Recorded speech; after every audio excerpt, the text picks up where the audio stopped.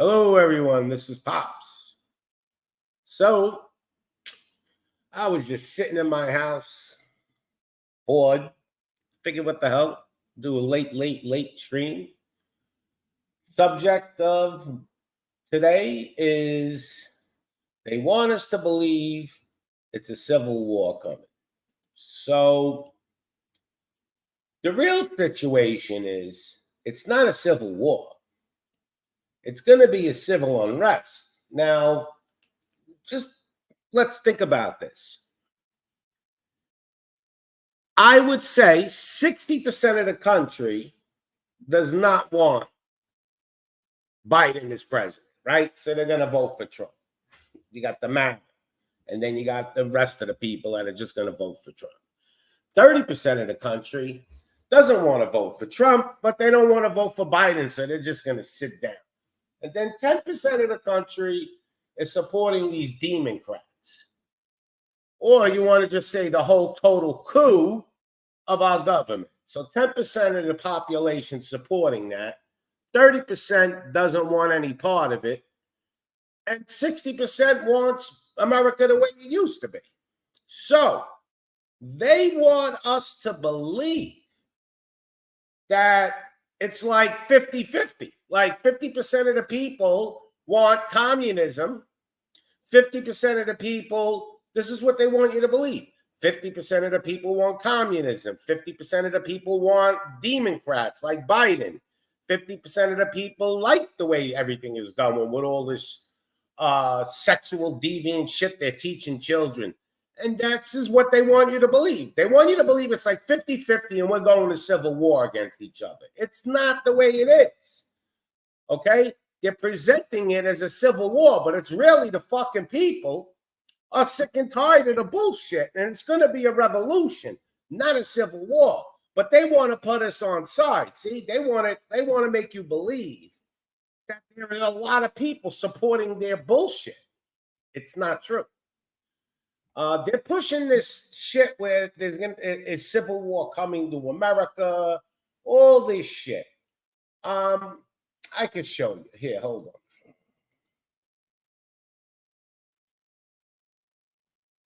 on. Let me show you this. Like, this is what they're writing right now. I mean, like, this is bullshit. All right, so you got, this is the New York Times writing how civil wars start and civil war is coming. Then you got the Guardian here writing the next U.S. Civil War is already here. We just refuse to see it. No, it isn't a civil fucking war. The people want to get rid of this communist coup, dictator, tyranny government that's running our country right now. That's what the people want. They want to get rid of it. Okay? Because they're doing everything they want. And we have no say in anything. They're sending hundreds of billions to other countries. They're letting millions of people come in the country that don't belong here. And why they don't belong here? Because most of them are here for a reason. They're military-age men. They're planting. China's planting people here. If you're stupid if you don't believe it. You think China's letting 500,000 of their people leave their country? Military-age men? No. Donkeys. Not my people that are watching, but just the donkey population. You got all kinds of criminals coming. This is not a civil war. And I'll repeat it. It's going to be a revolution. It's us against the government because our government is under a takeover. All right? Just like, I can't even believe the Supreme Court now has basically been taken over. And, I don't know if they threaten their families or whatever the case may be, but they're already now more or less leveraged. There's a couple that just won't budge. They would have to kill them, and I think they don't want to because they got enough control of the Supreme Court, If you got 5 judges, that's all you need. So there's 3 or 4 that just won't budge, but it doesn't matter. They got enough. So we have to stop believing that it's going to be a civil war. Because when we start fighting, it's going to be the government against the people, and they're going to tell you that's the civil fucking war. No, that's not a civil war. A civil war would be two governments fighting each other. It's basically going to be the people against tyranny, okay? Against a communist coup, takeover government, deep state government, whatever you want to call it. This is what's going on. So we're not in a civil war. We'll never get the civil war. Civil war would be if like 50% of the country agreed on one thing and 50% agreed on another. Well, like 60-40, and we went to war against each other. No. Like I said before, 60% of the country wants to get rid of this government that we have now. So they want Trump. 30% don't want to vote for Trump, but they don't want Biden's bullshit again.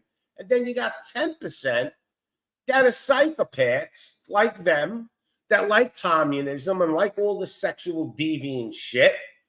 And they're the ones basically we're fighting against. So is that a civil war? Good against the evil? Good against the government that's been taken over? That's not a civil war. So why the fuck are they saying civil war? Because they want you to believe it's going to be a civil war. And let me look at some of the comments here. We got Ashfaron, Rudy, and what's up? And I don't know. Got my son put some kind of bot here, some AI that, like, I don't know, handles the chat. So that's really what's going on. All right. They keep telling us that we're gonna be going into civil war. It's all bullshit. You cannot believe these people. They lie with a straight face. They're all doing it. They're pumping this shit into the man. I mean, everywhere you look. The far right is calling for civil war. The FBI, no. The far right, listen, the far right ain't calling for a civil war. The far right is calling for getting rid of tyranny. All right? We want to get rid of this government that is basically controlling everything and don't care. They basically don't care about the people anymore. The people have no say at all, right? So if you got a tyrannical government and the people are rebelling against it, that's not a civil war. That's called a revolution. See? We're going to have a revolution. They don't want to put it as a revolution where the people are unhappy with the government because they know 90% of the country is unhappy. Okay? Like I said before, 60% of the country will go with Trump. 30% doesn't even want to vote because they don't want to vote for Trump, but they don't want to vote for Biden. They're like the old liberals. And then you got 10% that's psychotic, that likes all this bullshit. So is that a civil war? No, but they're pumping it in. So when they sick the fucking military on the people, okay, and they do all this far left bullshit and they try to say it's for freedom and all this shit, they want you to believe, oh, it's a civil war. No, this is not a civil war. Let's get shit straight.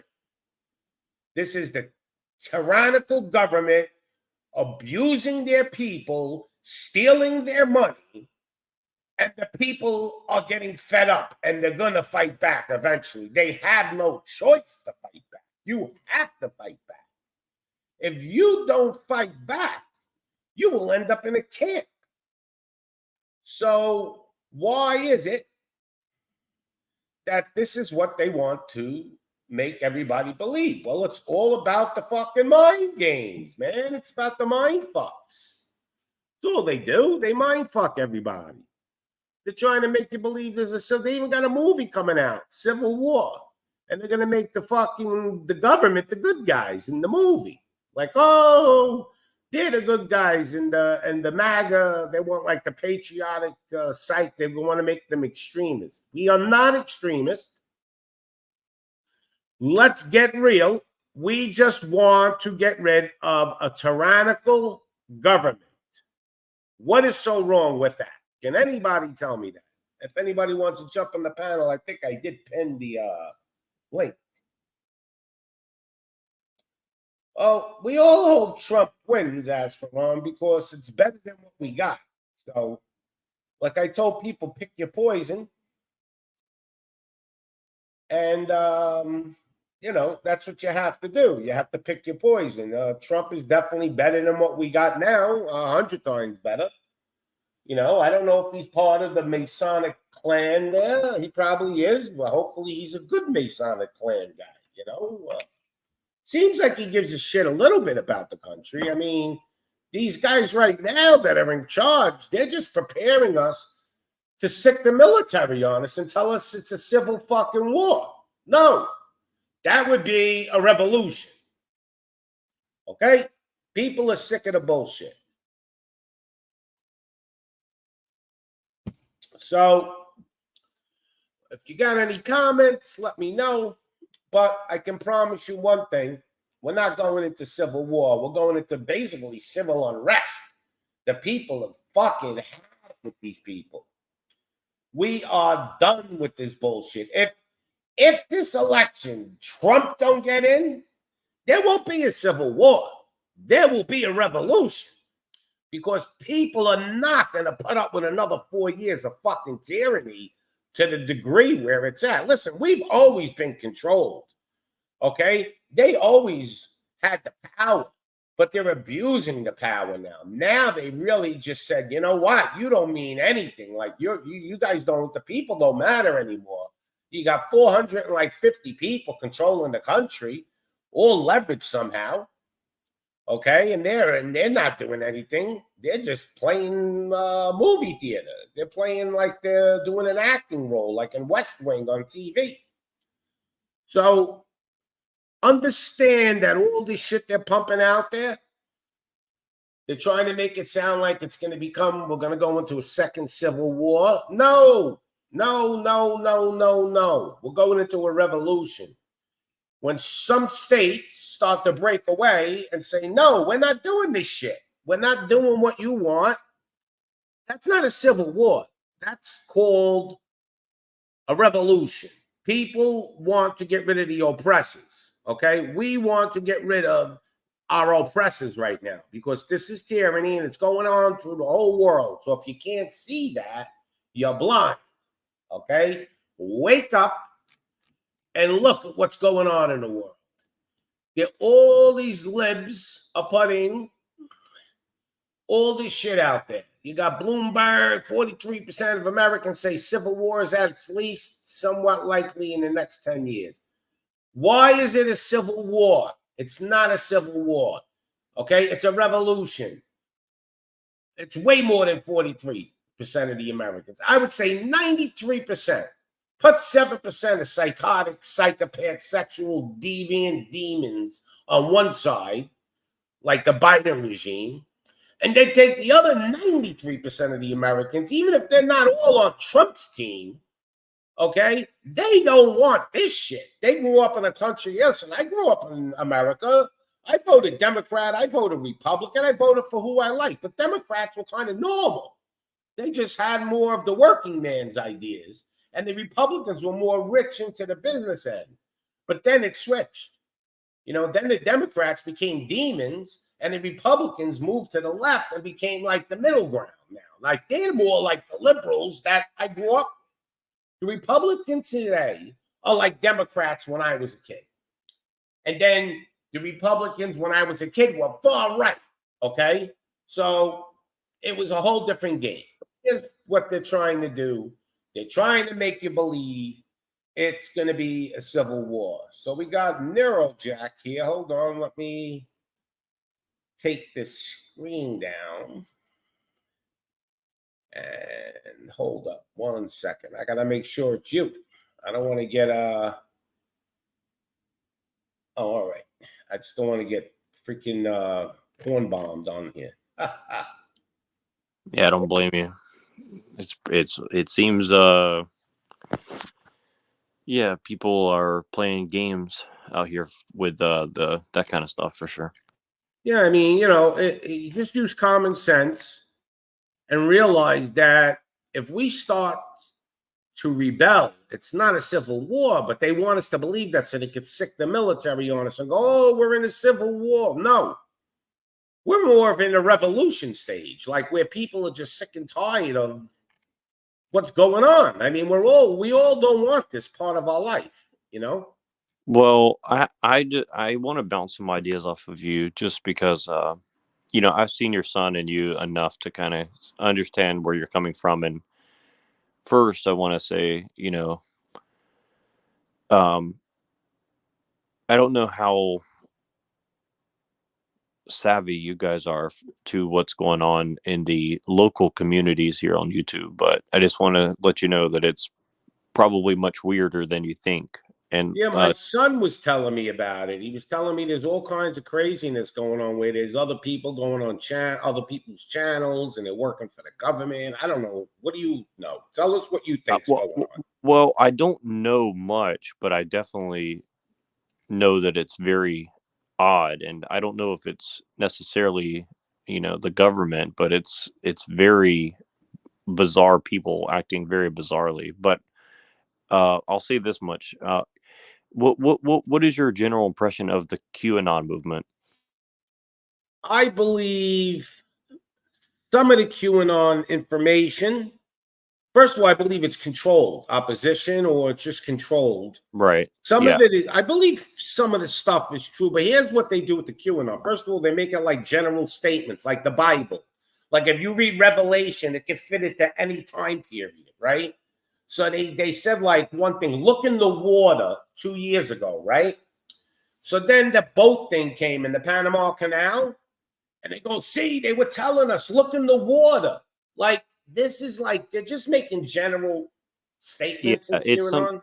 it's like something you can just paint whatever you want onto it. Like I totally Right, didn't I totally missed the boat on it, but I can tell you like what I'm going to say now is going to relate to what I want to say in the future in just a minute. But let me say this first. Like when I went to my local, political stuff here, just to kind of see like what was going on during the C-19 era. Like I yeah. said, oh, let me go see what's going on, right? And I would say like 90% of the people who were aware that something was wrong with what was going on, um, that I met, Hmm. they were drawn into this whole QAnon thing, right? And like Right, they were not bad or crazy people. A lot of them were very highly educated, smart people with, connections. And but you start talking to them and they start sounding like they're fucking schizophrenic. And I and it dawned on me that this is not an accident, right? right, Um and so I think that I tell that anecdote to kind of paint a picture of what I think is going on here in our little circles of people who are trying to, um, you know, figure out what's going on. You see what right. I'm saying? And I don't know how far to take that because I don't know exactly what it is, but I'm just saying that as an analogy to try to get a grip on My um, son told me what. the same thing, though. He said, Dad, something weird's going on YouTube now. There's people coming into your channels, there's people talking about you and things like that. Like one guy, he was saying I was calling for violence, and I wasn't calling for violence. I was talking about demons. I said, I'm a demon hunter. I like to hunt demons. That's what I would love to do. That would be the job of my dreams. Like if I went to the gates of heaven and the Almighty God was there and he said, well, what do you want? I would say, send me back down and let me hunt demons. But Yeah, and this I know guy who you. took it to the next extreme because it's like they're playing games with everyone. No, I know who you're talking about, and just in the interest of not making enemies with people that I don't know what their agenda is, I'm not going to attack him because I don't know what's the deal, but I know who you're talking about, and he came at me, he came at my friend, and I think he hopefully is just a dude who's just trying to figure out what's going on too, but Right. I You don't know. hope. I don't know, but I don't trust them. Let's put it that way. But as yeah, far as the QAnon you were talking about, I believe it was designed to keep the people to give them hope so they wouldn't rebel right away. So now you got like this coup that took over and they dug in now a little better than they were, right? So they put a lot of crazy information out to make everybody think we're all nuts, right? Now, are there people in the background fighting? Like even there's good guys. If you want to put Trump in there, I mean, you can. I mean, I don't know. Trump is a question mark for me. But all I know is he's better than Biden. But they want you to believe that there's the white hats and the black hats, right? So QAnon's trying to make it sound like, well, the white hats are in total control. They have the military, but they're letting this all happen to expose the black hats, right? But in the meanwhile, millions of people are dying with different things, whether it be the magical potion. So I don't believe this QAnon shit because it can be. It just, Steve Bannon anyway. I don't know if you ever watch him, The War Room. Yes. Yep. So one day he passed a comment. Now, this guy was Trump's right-hand guy, okay, at one point. And I think he's very smart and he knows what the fuck's going on. And he said, this QAnon shit is all bullshit. There are no white hats. The military is not in control of the white hat. So people, wake the fuck up because you're going to have to fight. Like, one way or the other, the people are going to have to fight this tyranny. I don't know how we're going to fight it, but we're going to have to do something. Somebody's got to figure it out because, I got a few ideas, but, you can't even talk about this shit on YouTube because they take everything to the next extreme. Well, yeah. So if you don't mind, I'm going to skip around to a couple points that I think are all related, but I want to get your kind of brief take on it. Definitely. To catch on the pattern of what I'm seeing, right? So the first time I met you, you came on Machine Lies, and you were talking to this guy called Southern Israelite, and you were talking about how the Bible was compiled in some council by the Freemasons. And I just wanted you to, if you could tell me that point you were trying to make. I'm very curious about that. The point I was trying to make is, and I've always said this to my son. Now, my son's done, just to make it quick, he's done a lot of deep diving into religion, Bibles and the Hebrew Bibles and all kinds of tablet. He's went deep because he wanted to find the true religion. And I said, Mike, everything has been corrupted. Now, I don't know how much, but so the Bible, I believe, was organized, King James' version, which is everybody's kind of using now, the Christians. He got all those people together and he kind of like put the books that he wanted in there, and he put information in there that wasn't from the original scrolls.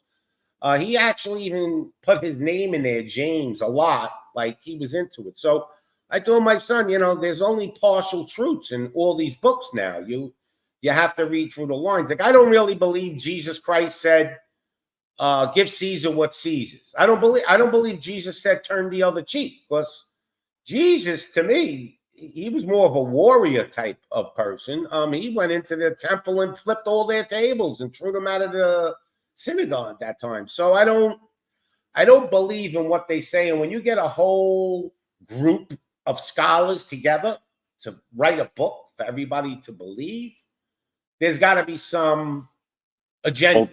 Ulterior motive for sure. And exactly. And like, I call myself a Christian, but I'm very skeptical of a lot of shit that people try to tell you. And I'll just put it this way, like, the argument I make to all the Christians that I know in these, communities is I say, hey,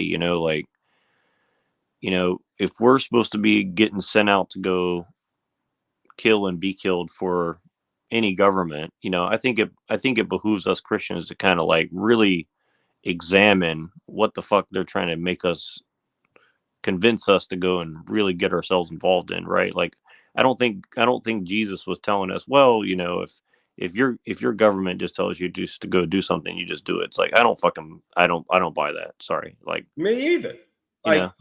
Very skeptical for me. And I don't believe he said turn the other cheek. Like, if somebody punches you in the face, what do you mean turn the other cheek? I got to defend myself at least, right? Right. So I'm not saying that I'm going to sit there and, go crazy and kill the guy, but I have to defend myself, and maybe I have to hit him back to defend myself. So I want to run this idea by you, because I think you and I are more or less, close enough on the same page. I think you'll kind of get what I'm saying. So let me use the demon hunting analogy. Now, I've never really been hunting, but I have an idea of kind of how it works, especially something that's very difficult to catch, right? Like, you would have to have some methodology for hunting something, especially something like a demon, right? Like, how would you hunt something like a demon? I would say you would have to lay a trap of some sort to get it to expose itself, because it's trying to hide in plain sight. It's trying to hide behind something soft and fluffy. It's trying to hide behind things that people, not only the things that people want, but things that people think makes them a good person. You see what I'm saying? Like, I agree, like 100%. You're on point with that. so here's what I'm trying to say. So what you're saying about this situation we find ourselves in, let's just take it as Americans, because I think you could broaden this out to a lot of other people around the world. But let's just say as Americans, how could we get rid of the demon infestation that we have here in America? I would say we'd have to convince enough good-hearted people like us to try and follow the rules as much as possible and say, okay, um, why don't we go and try and occupy some of these positions? You know, even something as simple as a soccer coach, or a librarian, a mail carrier, a a local city council member, a senator, state senator, state representative, or police chief, or, see what I mean? Like, what I'm saying is, the reason I say that is, if enough people try and use the system as it is now, even as flawed as it is, and kind of just occupy those positions, when they try to make these moves and they force themselves, and we force them to make their move of what you're saying, well, I think that that's more powerful of forcing them to play that hand than what they're doing to us now, which is this slow, drawn out process where they're trying to demoralize everybody. You see what I'm saying? Like, what I'm saying is, like, by us kind of like just waiting for the next shoe to drop, we're kind of, and I'm not saying this to blame you or anybody else. I'm just trying to think of it like, you know, if I'm hunting, or if I'm playing this game, right? Like, how can I force my enemy to make a move that puts them at a disadvantage when they have so much advantage? They have the military, they have the law, they have money, they have international financiers, they have propaganda, they have even street criminals doing their bidding, right? How do you beat an enemy like that? Well, you have to make enough people aware of how deep a shit they're in, and you'd have to you'd have to set an example of, like, either what success looks like or what failure looks like. And what I'm saying is, I don't know how we're going to be able to do that by not participating, because Well, all, let me clarify a few things with you when I say demon hunter to begin with. So, when I say, when I get up to the gates of heaven and God sends me back, here's what I believe. I believe a lot of some of these people, not all of them, are actually being controlled. I believe in a spiritual world, okay, that we can't even see, okay? And I believe there are some people that have been actually, demons are inside them and they're controlling their mind, and they don't even know that actually these demons are in them. I mean, even sometimes myself, I'm sitting in my house and thoughts come into my mind that are not mine. So where are they coming from? They're coming from, I believe there's like, you watch a stupid cartoon and you see like a little devil and a little angel on the guy's shoulder. I believe shit like that is going on. But here's the problem. What you said is exactly right. If we could start occupying positions like police chiefs and all that, we do already. But here's the problem. Most high, you're a police chief. All we need is one police chief to start the domino, and a police chief of a city like saying, no, we're not doing any of this and we're going this way. They'll probably kill that person. But if we could get one real leader and then the other police chiefs start doing it, we can eventually, just our police in our country, if we had that under control, we could take back everything. But the problem is, these guys, I'm telling you, this deep state, whatever you want to call it, CIA, whatever, they have many assassin teams and people that will come knock on your door and threaten you and your family. And they will make sure that you obey or you're going to disappear. And I believe this is really what's going on, because I can't imagine the Supreme Court now is even compromised, because they just had a vote on something that was ridiculous, and they favored the demons. I call them the demons, the libtards, whatever you want to call these people on the far left. And I believe that they got enough of them. Like, I would say they left 3 or 4 judges alone in the Supreme Court, because all you need is 5, and they got 5 under their control.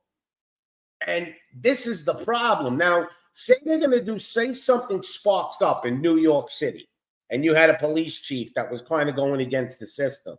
He'll get that knock on his door. It has to be. There's no way you can have everybody on the same page.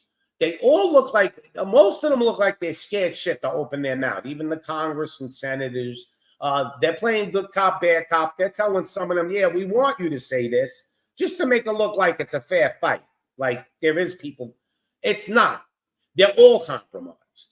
Okay. I would say maybe there's 1 or 2 they left alone because they weren't going to be compromised, but they figured we don't even have to kill them or do anything because they're irrelevant. You know, if you got the majority corrupted or compromised, you don't have to worry about, let's say, 10 rebel senators or, 10 rebel congressmen. You just let them talk and talk, but nothing happens. Nobody's getting arrested. That's the proof. That's the receipt to show you that there's a problem, because you got this guy like Ron Paul going after Fauci for 2 years based on the science of, the stuff can be spread and gain of function and all this shit. And he's proven it, but yet Fauci's walking around like, he's a billionaire probably hanging out. Nothing's going on. So something is going on that's real evil. No, exactly. And here's the thing is, like, I know that what I'm saying is, not quote unquote realistic, but here's the way I look at it. Like, well, it's the only solution almost, what you're saying. And I agree. Yeah. Well, and here's the thing is, like, the reality is I totally know what you're saying. And I think that you're 100% correct. And I think that what I'm talking about is not something that's ever that cannot, it's not something that can be organized in some central planning way. It's just like an idea that would have to proliferate, which is that a lot of individual people and their immediate family essentially are going to have to go and do like Europeans did in the old country, which is, say me and my family are going to take responsibility for our surroundings, and we're going to say, I agree. We're going to say not any further than this, right? And but not in a violent way, in just a way of, like I said, about like. But they're going to bring it to violence. See? Oh, no. But my point is, they're going to put us in we're going to have no choice. They're going to force us to be violent, and we're not violent. We're actually just going to be defending ourselves. No, but that's my point, is when they take it there, it will show all the people that are working for the system that they won't even play by their own rules. See what I'm saying? And then that's the game changer, because then people will switch sides, because they'll know participating with this is going to take them only one direction. See what I'm saying? Yeah. See, the biggest problem is like January 6th. There was no need for that, because here's the deal. It's like this. You either got to go through with it 100% or not. What I'm trying to say is this. In our Constitution, it tells us that if we're under tyranny, we're allowed to go in and take our government back and get rid of all these evil and corrupt people and start a new government. So if you were going to do January 6th, you had to do it the right way. You actually had to go all the way with it. You had to walk in there, round up these congressmen. You had to surround everything. You had to go the whole rebellion route and really do it and really go in there like, no, this is a revolution. So what we did we did it pussified. We did it half-assed pussy way. No, we went in just like make believe we're protesting, and we just liked the chaos and the little bit of bullshit and made us feel good. But that's not what we should have done.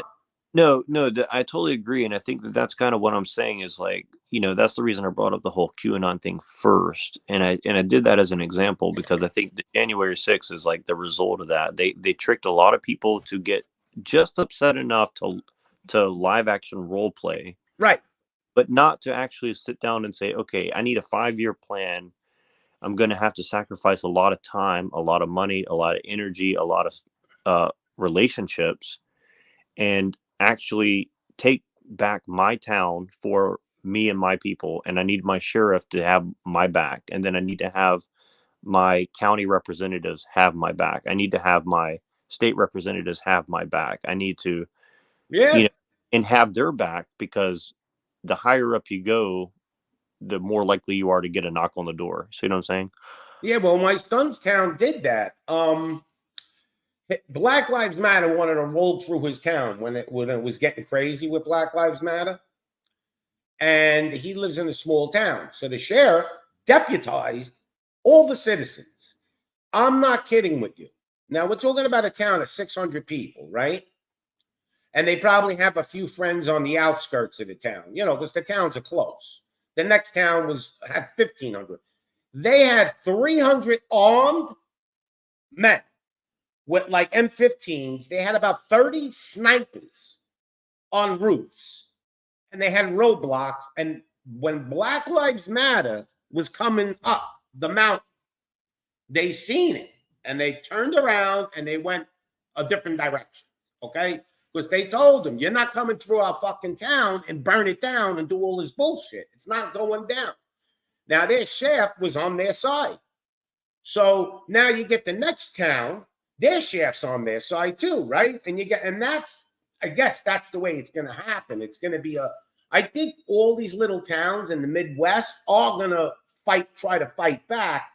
But how much of our military is going to go against them, we don't know that yet. See, this is the biggest problem. We don't know what the military is really going to do, because we can't fight our military. No, exactly. But this is my point, is a lot of the people in the military, whatever their disposition is, you have to force it now, because if they're going to make a play like what you're talking about, I think the sooner that you force them to play that hand, the better, because who knows how many foreigners they're going to put in our military in the next. We have to force the hand now while we still have kids in there that have family in these towns and in these cities that are they're patriots. If we don't force that hand, they're weeding. People don't see between the lines. They're weeding out all the patriot soldiers, and they're replacing them with either woke or the immigrants. I showed it on my channel. They're actually recruiting immigrants from other countries to go into our military and give them citizenship, but they have no allegiance to Americans. Right. So if you're from another country, and I don't even want to bring a country's name up, but if you're from another country and you didn't like America your whole life anyway, now you come here and they make you a soldier. And now they tell you, go get those Americans that persecuted your country. No, which they're going to blame us. You're right. And you're right. And here's the thing is, like I know a lot of immigrants in my life, right? And most of them, if they came from another place, they would die for America, because they know sure as hell they do not want to go back where they came from. But that's before, not now. And but that's changing, exactly. And I think that's why I'm saying is like, and when I say force their hand, I'm not saying we need to do anything violent. All I'm saying is, if it's like I'm not going to use the bad example like Mean Mr. Mustache, but if you follow the proper channels to gain power in a legitimate fashion and you're roadblocked from doing so, this is what Jefferson was writing about. He was basically predicting, well, if my plan goes through, you're going to have a revolution every 20 years in the United States. I mean, he pretty much saw that He people are said going to, that. He yes, said that. You're right. yep. And so you have to recognize like people are kind of enslaved by convenience right now, right? And Correct. 100%. yeah, so you have to, it's not going to be a logical thing that people are going to say, well, I want to be uncomfortable now. They're going to have to see it as they have no other choice but to choose freedom, which is going to be very dangerous and bad for a lot of people. You know what I mean? But It is. It's going to be very dangerous, and people, there's going to be blood in the sand.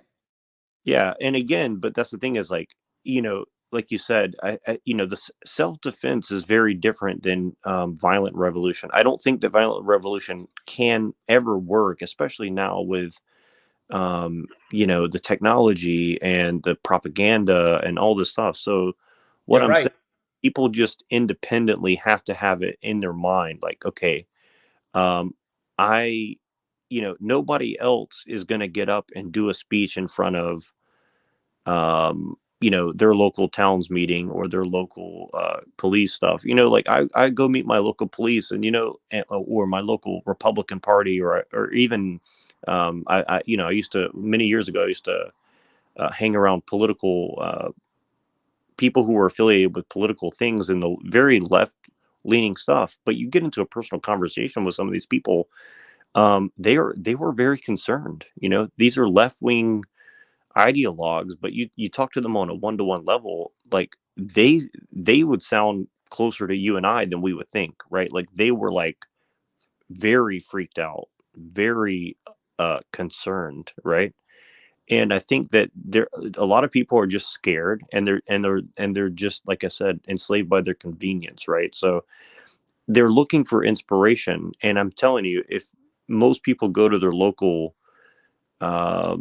anything with any amount of power. I mean, you could have 10 strong minded, not even eloquent, just people like us here on these little circles.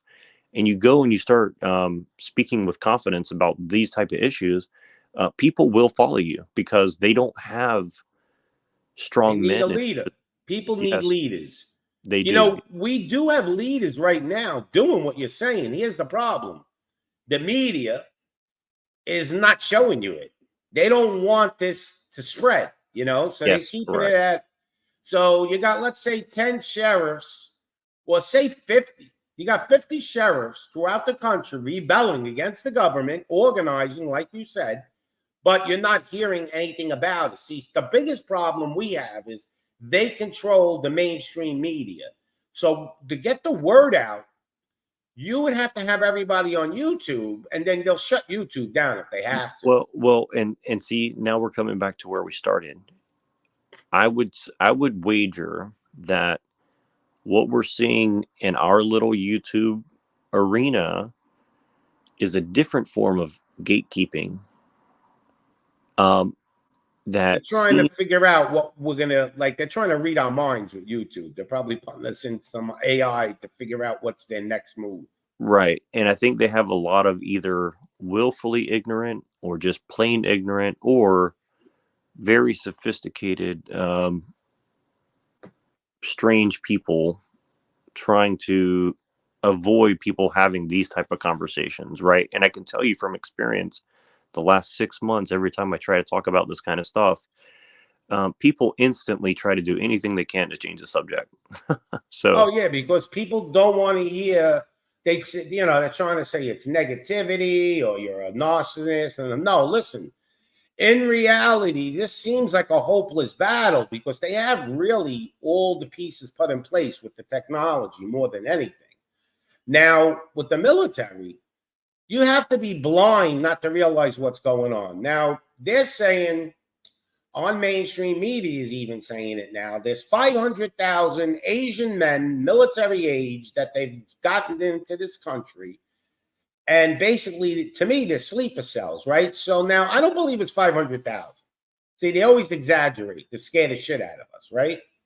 But I would say there's probably 100,000 military age sleeper cells in this country. And will they come around and start shooting everybody? No, that's not what they're going to do.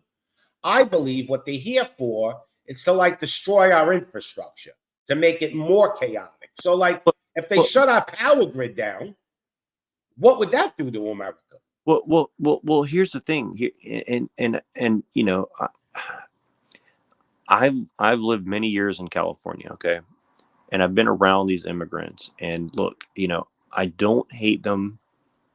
I respect. No, I don't even think you should call them immigrants, because an immigrant to me is like my grandfather who came here through Ellis Island and brought something to the table. He was an iron worker and they needed iron workers and they let him in and he loved his country. I think these are illegal aliens, basically. No, I get you, but even if they were legal, the amount and the type of people that are coming here are very different. And again, it's not Yes.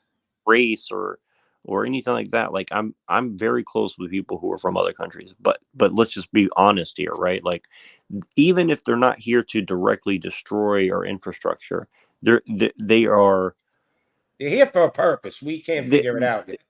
well, this is the way I describe it, right? If I have if I'm trying to make a recipe, right, and I change 5% of the makeup of the recipe, it's going to be it can change the whole flavor of what I'm making, right? Yep. And that's not an accident. See what I'm saying? And then and I see it here where I live, right? Like most of the people coming here, legal or not, are just kind of normal people here to make a living or whatever. But it's very different in this sense. Like they're kind of we're not living like in your grandfather's age or my grandfather's age, right? Those people didn't have access to incentives that were disproportionate to the people here, right? And these people do, and they kind of have like this weird privilege, and they also have this kind of weird entitlement, and they also have this weird like, you know, uh culture of take advantage of what is in front of you, not respect and build up the thing you just entered. See what I'm saying? And again, this is not anti-immigrant or anything, but what I'm saying is like, even if they are not here to destroy the infrastructure, you know, with some master plan, what they're doing is they're occupying those spaces that would otherwise be occupied by people who really gave a fuck, Right. potentially, you know, I agree with that and, too. and the same thing with women, right? Like I don't. They're not letting families in, if you notice. It's more Yes, men than anything.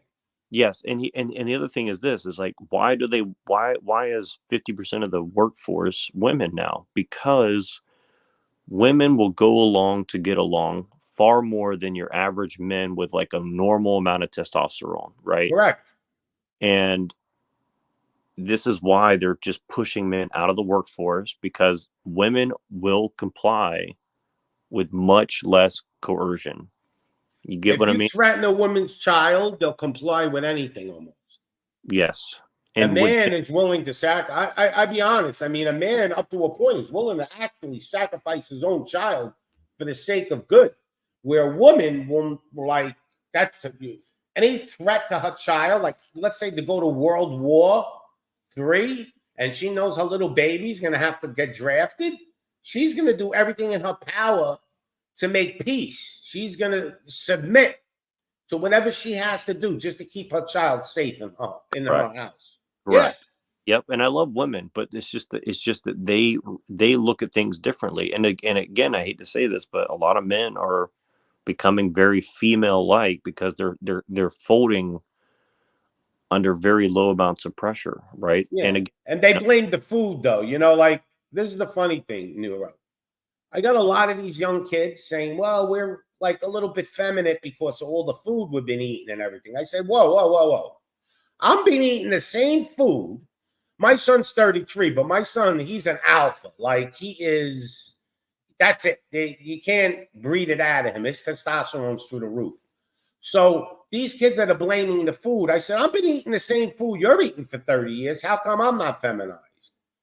So don't give me the food. And I understand they are putting shit in the food that is playing with our testosterone levels, but I've been eating that food and my testosterone is still through the roof. So I think there's a lot of excuses. I see a lot of young kids now making excuses for the way they are because they've been brainwashed. Now, why are they this way? I believe it's just mentally. They've been brainwashed and indoctrinated in school, and they can't get it out. People today, have you noticed this? People cannot get things out of their head. Like if they have a belief, like I'm going to use it as an example, even though it's a crazy, stupid example. Like people believe that we really landed on the moon, and I'll go into that another time. But let's just say we really didn't land on the moon and it was all a hoax, right?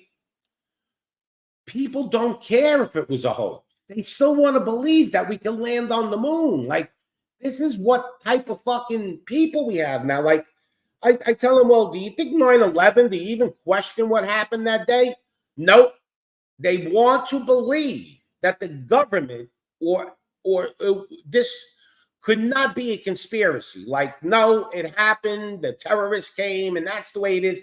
No matter how much evidence you show people, it doesn't matter. They want to believe what makes them feel good or what makes them feel safe. They don't want to believe the truth, which is dangerous. See? Well, no, and I agree with you, and I think that this, I have a lot of ideas on how to combat some of the stuff, but I'm going to try to say it in kind of a funny way, just to kind of not trigger people who are probably going to end up watching this. But let me put it this way: when I look at you and your son, like you said, you guys are more on the alpha side. I don't know what I am.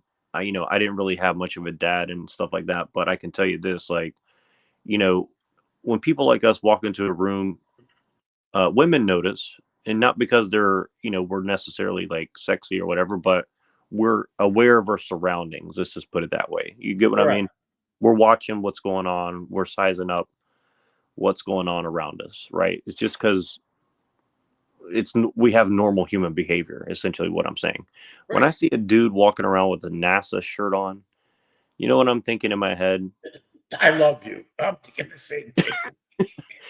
His woman is looking for someone else, basically, is what I'm thinking. You know what I mean? Like, I'm thinking the same way. You get it, right? And like, as soon as I see somebody with a NASA shirt on, they're not my type of person.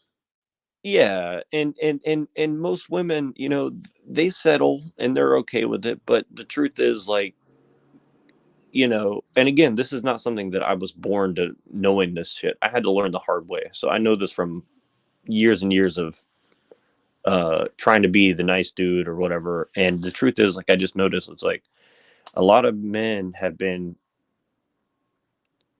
fucked up in the head, to say the least, right? And women, for whatever reason, they haven't changed as much as a lot of men want to believe. It's just that they just have the ability to get away with shit because men aren't being men right now. I mean? Even me myself, like my whole life, I've slept with a large amount of women, right? I don't want to get into how many or make it like I'm bragging. But anyway, I believe it. The women that I've dominated in bed, I could never get rid of them.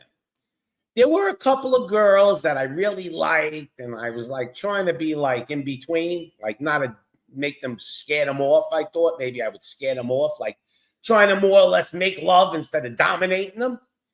Those girls got rid of me. Like they didn't want no, not that they kind of I got rid of them in a way too, but like it didn't work out.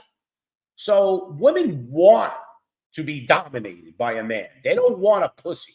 Like they don't want a guy that's, oh, let's make love. And no, they want to be, I'm going to use the expression. They want to be fucked. They don't want to just make love and be gentle and all this bullshit. It doesn't work that way. I don't know who just played with my screen, but somebody made it bigger. Anyway, but that's really what's going on today. And like you said, women really deep down, she could be with a guy that she settled for because maybe he has a decent job and she feels safe a little bit. But deep down, she wants the bad boy. And when I say bad boy, I don't mean like a criminal. I mean like just a guy that's a man. Like you're a man's man. I don't believe in all this bullshit. Like I believe in a woman is great and she's awesome and she's beautiful, but a woman really, to me, was put on this planet to raise a family, to raise children, and to take care of the family unit. And the man was made to provide for the family unit. But that's went out the window. They don't want that. They got rid of that. You know, in the 50s, it was still kind of like that. And then the 60s hit. Listen, the CIA, the hippie revolution started, and then the CIA utilized it, or whatever, deep state. They made it like they blew it up, just like weed. Why is it that they legalized weed in America? Think about this. Why is they legalized it? The reason, I mean, if they legalized cocaine, they would have a problem, because cocaine makes your testosterone go through the roof and you get like really outfit from people I know, that kids that I knew that were wimps that did cocaine became crazy, like tough, like they would fight. So they want weed because weed subdues you. It makes you lazy. It makes you like chill. It makes you relaxed, and you don't give a fuck what's going on around you for a while. So they want everybody smoking weed. No, They don't want no, people doing coke. They want them smoking weed. no, I agree with you, and I think that you know, even though I'm someone who who has used weed over the years, and I still occasionally do it, but the truth is, I see exactly what you're saying is true. Like, really, what they do is everything is to get the man to acquiesce his position in life, Mm-hmm. and women. And the thing is, like you're saying about women like to be fucked. I mean, the truth is this: like, women can be savages, but they need a man to Be a allow. bigger savage. Say that again. They need a man to be a bigger savage. Even if they're a Yeah. savage, they want a Yes. savage more than they are. Yes. And that's the only way it's good. That's the only real relationships you're going to find, is a woman who's a savage and a man who's more of a savage than she is, right? That's Yeah. just going to work, right? And the thing is, these guys are so fucking lost and confused. And And they that's, blame everything but themselves. yes, correct. They No, blame their parents. They blame the food. Like you know what I'm sick and tired of hearing, Neuro? I hear it all over the internet, and this was a thing that I believe Controlled Opposition put out. Blame the baby boomers generation. Now, the baby boomer generation basically right now is in control of the planet. The average age of these hierarch, bloodline families and all these globalists, they're mostly baby boom generation or Generation X, right? But that's like a few hundred or even 1,000 or 2,000 people. The rest of the baby boom generation isn't to be to blame. We're just fighting like everybody else. So I see these kids today blaming their parents because the economy's hard now to own a house. Everything is rough. Everything's not easy. Yeah, I get it. They're right. It is harder, but it is possible still to this no, day to you're become a 100%. millionaire in No, America. no, you're 100% right. And again, like, I'm someone who doesn't own a house and I'm not successful in business. And, I'm not someone who's sitting here, telling everybody else that I have all the answers. But what you're saying is, whatever, however bad things are now, there is so much opportunity, and people are not capitalizing on it. Right. Yeah, I'm not saying like go out there and play this housing game where you buy a bunch of houses and be a landlord. I don't think that's good either, right? Like, honestly, I don't that's think that rough right now to I be a don't think I landlord. don't think I don't think anyone in the United States should be able to own more than one house until everybody who wants a house can buy one personally. Now, Yeah, it doesn't mean I'm really a fascist or something, but what I'm saying is, you know, I don't think that it's right the way we're doing shit. Like, my grandfather could buy a house for $500, right? Now I can't buy a decent house for less than $500,000. correct. Something's right. We're going the wrong direction. But if people really wanted to get creative, they could get around some of these things. But here's the other side of it.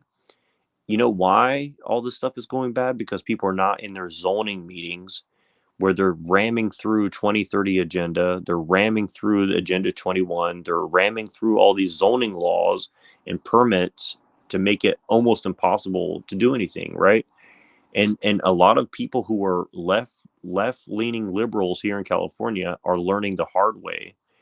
They thought that they could just go buy their $1 million house and pay their taxes and pay their mortgage and get along to get along, go along to get along. And what they're finding is these politicians and these stupid ass bureaucrats in these positions will just do whatever the fuck they're told because they're either women or they're just meek, mild, or evil men, right? And it's because good men are not doing anything to say, hey, you know what?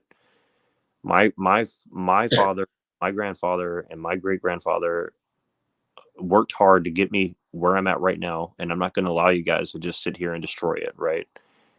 And it doesn't mean violent, but it just says, hey, no more, right? And you don't need a lot of people. You need 100 people in every city and county to really be active and put their money where their mouth is and fight in a legal, lawful way and make it public and make it exposed however you possibly can, right?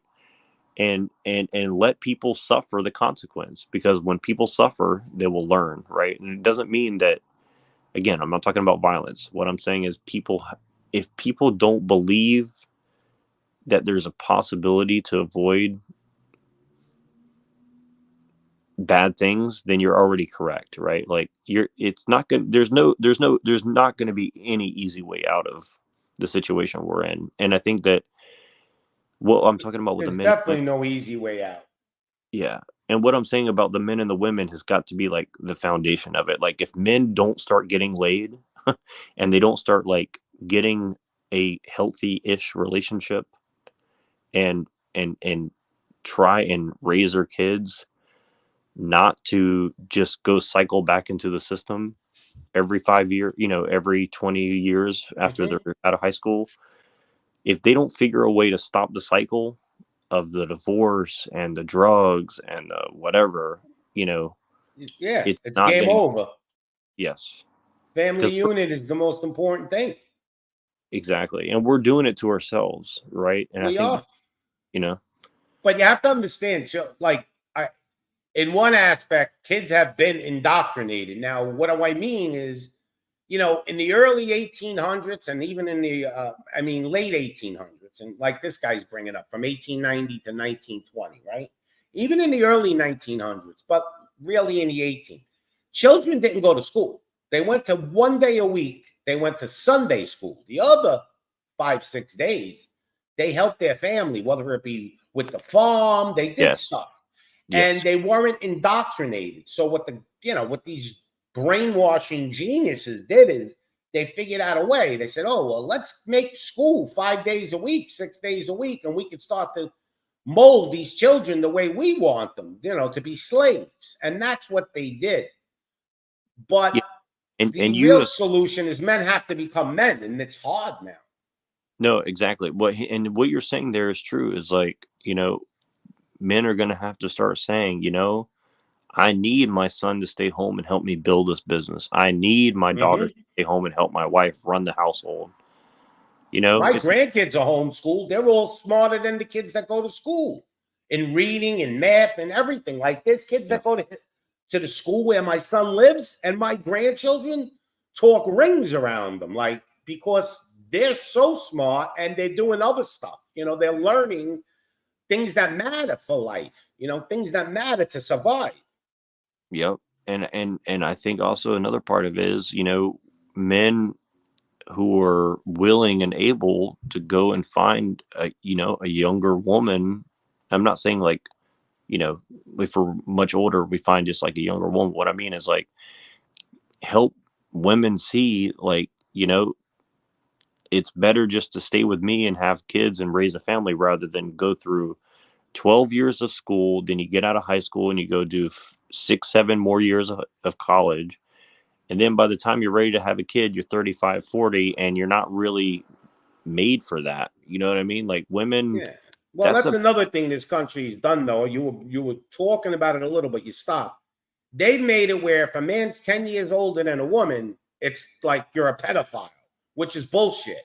If I'm 30 and my wife is 20, first of all, men mature at a later age, right? So, like a man at 30 is probably on the same brain level, like as far as maturity No, wise, you're as a right. woman 21, right? So that's I, why they get along. And being that she's young, she actually is very attractive to that man too, right? So now the marriage will last longer because everything is better. The sex is better. You know, the man's happy. When a man, like, if I was with a woman my age, right? I'm going to be 60 soon. I couldn't even think about going with a 60-year-old woman. It wouldn't even calculate because I would say 99% of the women 60 look like my grandmother. But if you threw a 40-year-old at me, that would do it, right? So what's so bad about that? Nothing. It's just no, that women no, hate that we don't age like they do. That women age quicker than us.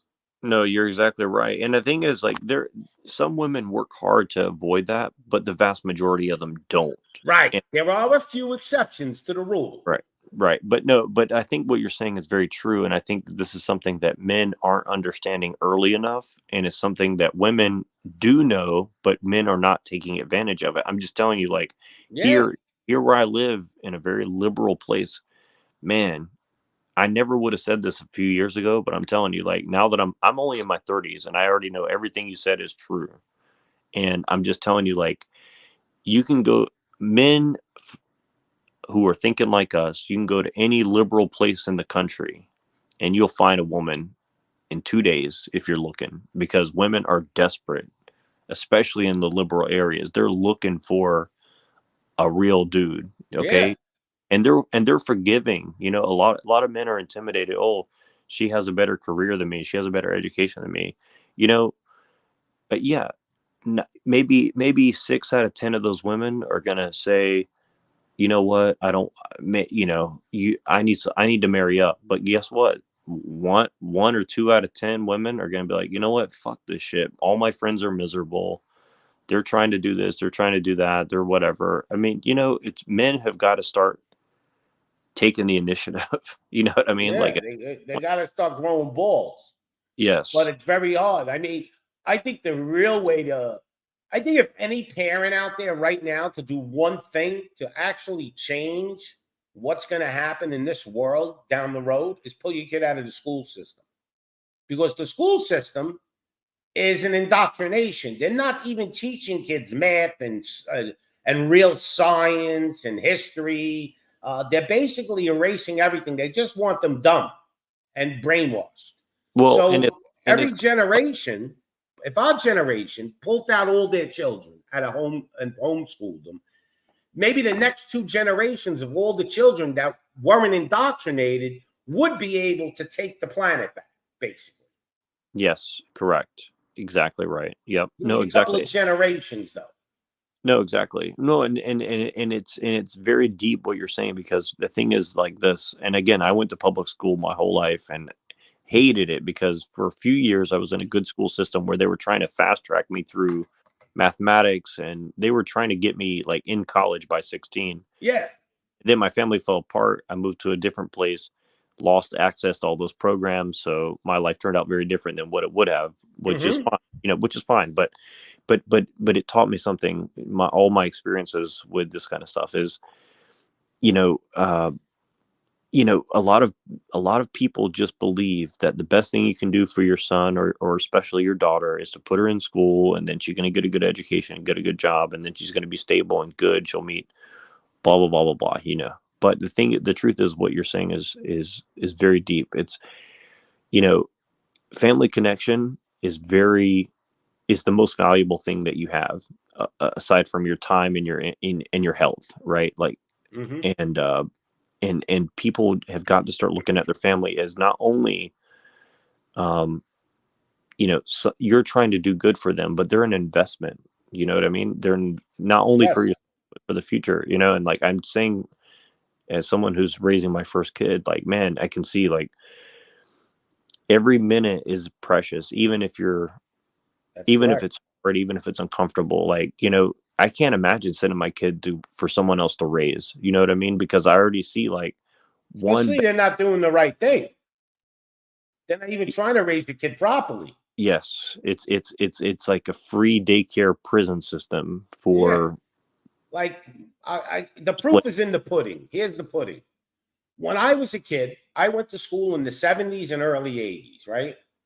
I graduated like in 1980, 81, but I was really in the school system in the, from the 70s. Figure I was born in 64. So by the time I was 6, I was in school. That was 1970.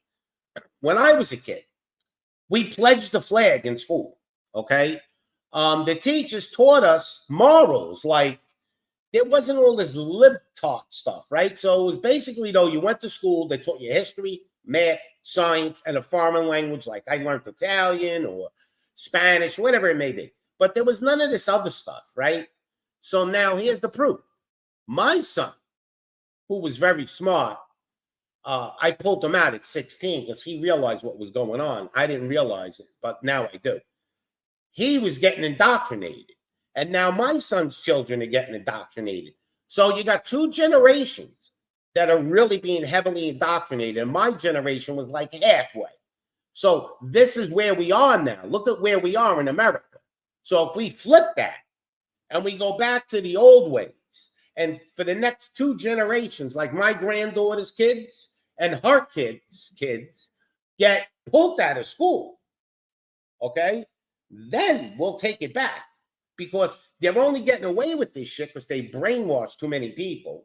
And like you said, people like an easy life too, because I did at one point. I mean, listen, when you grew up in a city, I grew up in New York, okay? I grew up basically in Staten Island, and I lived in Brooklyn for a little bit. Everything is at your hands in convenience. You go to work, you do your 40, 45 hours a week. We didn't work 60-hour weeks then. And you had enough money to do everything, have a house, have a car, and everything was there for you. Food was reasonable, everything. Now, they made everything difficult. Now, I get a lot of kids, though, they're saying, oh, I got to work 3, 4 jobs just to make what you made. No, this is what really is going on. You got to work 3 or 4 part-time jobs to make what I make. So in reality, if you're working 4 jobs, because these kids say they've got 4 jobs now, right? 3 or 4. They're working 20 hours for this company, 20 hours for that company, driving Uber a little bit on the side, maybe working for. I understand. They don't have full-time jobs, but don't tell me you're working 3 or 4 full-time jobs, because that's impossible. You couldn't, your body, you would collapse. What are you, not going to sleep? So everybody keeps making excuses. Here's the deal. If I was born today, I'd scrape and scrounge, whatever I had to do, work 2, 3 part-time jobs and start putting money together and do something with it. Like, first of all, you don't got to live in a big city. I left the big city. Here's the reason. Where I lived in Jersey, and it wasn't a big city, but it was, decent size. The rents were out of control. Like, I owned houses in my past, but I sold them and I was done with owning a house, right? So I rented. And rent was always like basically 1 week to a week and a half of your salary. So you're looking at, like, if you were making $800 a week and your rent was $1,000, you had to work a whole week and a little more to pay your rent. Now, that same thing, our salaries didn't go up, so we're still making $800-900 a week, but the rent is $2,200-2,400. Now it's like almost 3 weeks of your salary. So how can you basically pay your rent, pay your car payments, and buy food if your rent is taking your whole salary? So what I did is I left. Now I live in a part of the country. I have a beautiful 2-bedroom condo. All right. And they're all big rooms, big kitchen, pretty big kitchen, big living room, 2 nice sized bedrooms. I'm paying $800 a month. Now, people go, oh, well, you don't make as much money as we make in the city. That's another bullshit myth now. If you work, let's just say, I'm going to throw Walmart into it. Let's say you worked in Walmart in New Jersey.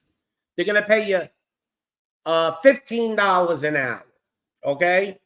And you're going to work 40-hour week. You make $600. You got $2,400 after tax. You're lucky if you got $2,000. You can't even pay your rent.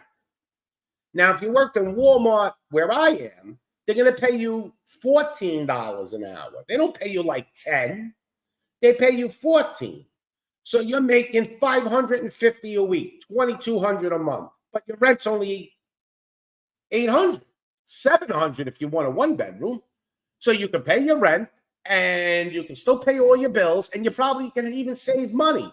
See, the problem is if you live in a city, you can't save money. Even if you're paying all your bills, you're not able to save any money. So when you save money is when you can maybe make a move and start your own business and become independent. I don't want to work for people. I hate working for people. It's a slave system. I've always worked for myself. My first 5 years of my life, I worked for the city. And after that, I started my own little business while I was working for the city. I was a cop in the 80s, but I was a different type of cop. I wasn't the cop like that would pull somebody over and give them a ticket. I used to let people go. No, I heard your story on Flow State. I was in the. I'm lucky if I pulled my gun out of my holster 5 times in my whole career. Right today, every cop now they get a car stop, they got their gun out already. I never whipped that. I had my hand on my gun. Well, when to be honest, approach the cop. You know, I'm more understanding of the cops, because I can tell you this, dude. Like, there's some crazy motherfuckers out here on the streets. I can tell you that. If I was a cop today, I wouldn't even pull people over unless it was extreme, because car stop is the most dangerous thing for a police officer. When you get to a car stop, you don't know what's inside that car.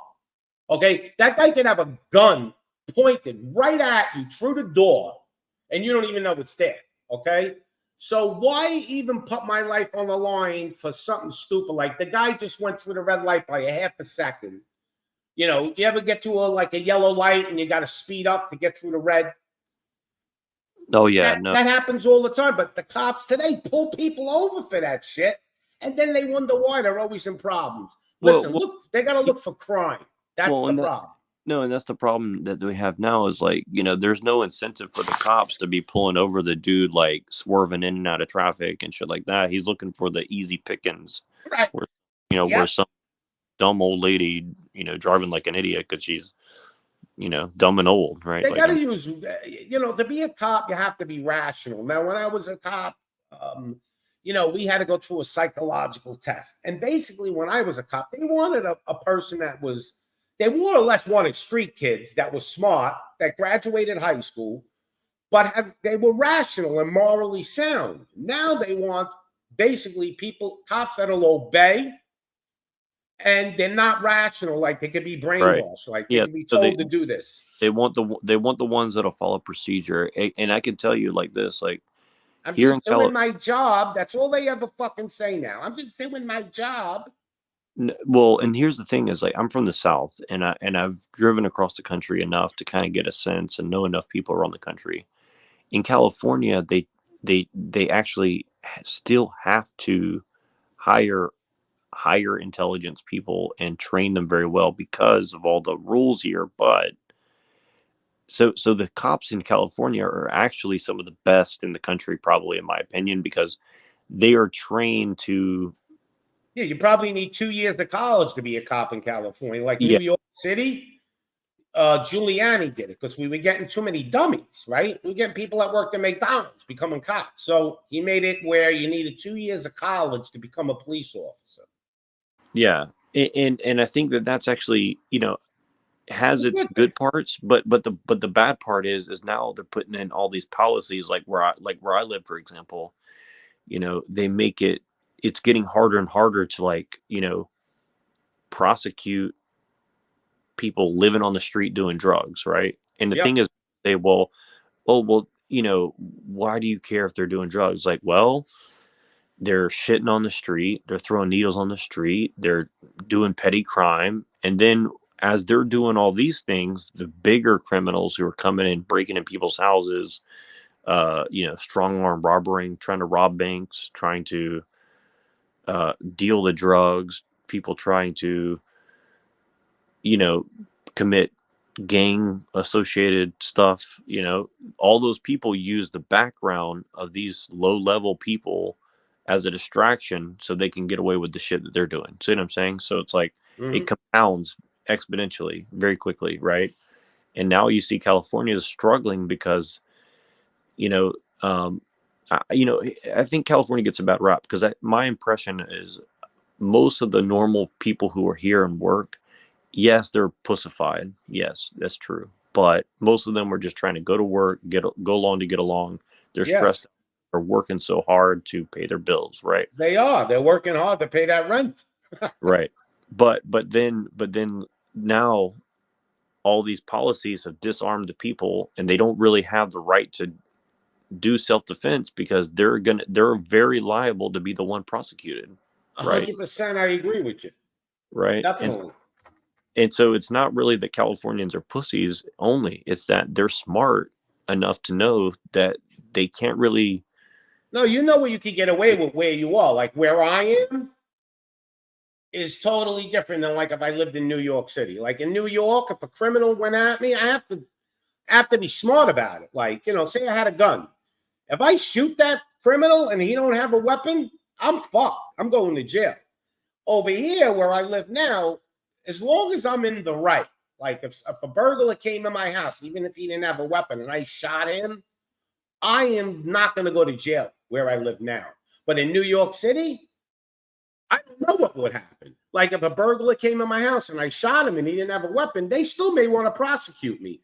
Yet, if you're smart, the first thing you got to do, here's the first thing you got to do if you're a smart person and you're a young man and you didn't really start your life yet. So you're not married to anything, where it be your job or you're not married with a woman that has family there. You have to leave the big city. That's the first thing you got to do. You got to get out. Because in the big cities, it's all basically the rules are set really against you big. And then you have to pick the right state because half the states in this country are blue. I wouldn't even say half, but say 1/3 of them. You can't Oh, even live in a blue state and, anymore. and even a lot of the red states are very pussified now, Yes, really. but you have to try your best to use your brain. Like I live in Missouri. I had to pick the right place. So there were a few other states. I really liked Texas, but I seen what was going on in Texas. Oh yeah, they're It's bad now. they're worse than California in my opinion. Well, I you mean, got they got some good things going for them, but they're having a real they're hard having time. a hard time with the original Texans. The original Texas people are not like that. And you got people from California that moved there trying to get away from the people in California that were too liberal. But Texas, they flooded with immigrants and laws, and they basically, I think in Texas, the way they did it is they took over their government in their state, like most of the people. Yes. So even their Republicans, they're not Republicans. They're rhinos. They're Republican only in name. But you have to at least, no matter what, even if you live in New York, if you left New York City and you moved upstate New York, it's a whole different world. You have to get out of these big cities because they're traps and they're financially not reasonable anymore. To pay rent in Manhattan, you would have to live in a closet if you had even if you were making $100,000 a year, 100,000, $2,000 a week. You cannot afford to live in Manhattan in New York City. Now, how crazy is that? Yeah, exactly. No, well, and here, but then they'll move the immigrants into the free housing down the street, right? But they don't move them all. They move some of them because there's so many of them. I've seen videos. That's all to make you crazy, too, by the way. They tell you, yeah, we're putting them all in 5-star hotels. Yeah, a few. So they put a few thousand. The rest of the immigrants, guess where they're living? Street. In airport hangars, the street. It's insane. No, check this out. So I totally stopped watching the news the past few months, and today I just happened to be in a place that had the news playing for a couple hours, so I just sat there and watched it. And the same shit's going on here, in California. It's like, they have all the immigrants. It's too much, and you know who hates the immigrants the most? Other immigrants who came here either legally, they hate it. They're like, I left this fucking place to get away from these people, and now these people are showing up here, right? And their criminals are coming. Venezuela let their they let all their criminals out of their jails. They really did that.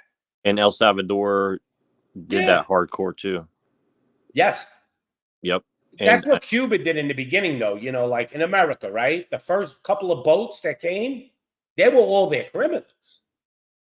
Then the regular Cubans started coming too. You know, the normal one, the ones that we wanted here, the ones that were, you know, not criminals. right. No, But that's what they do.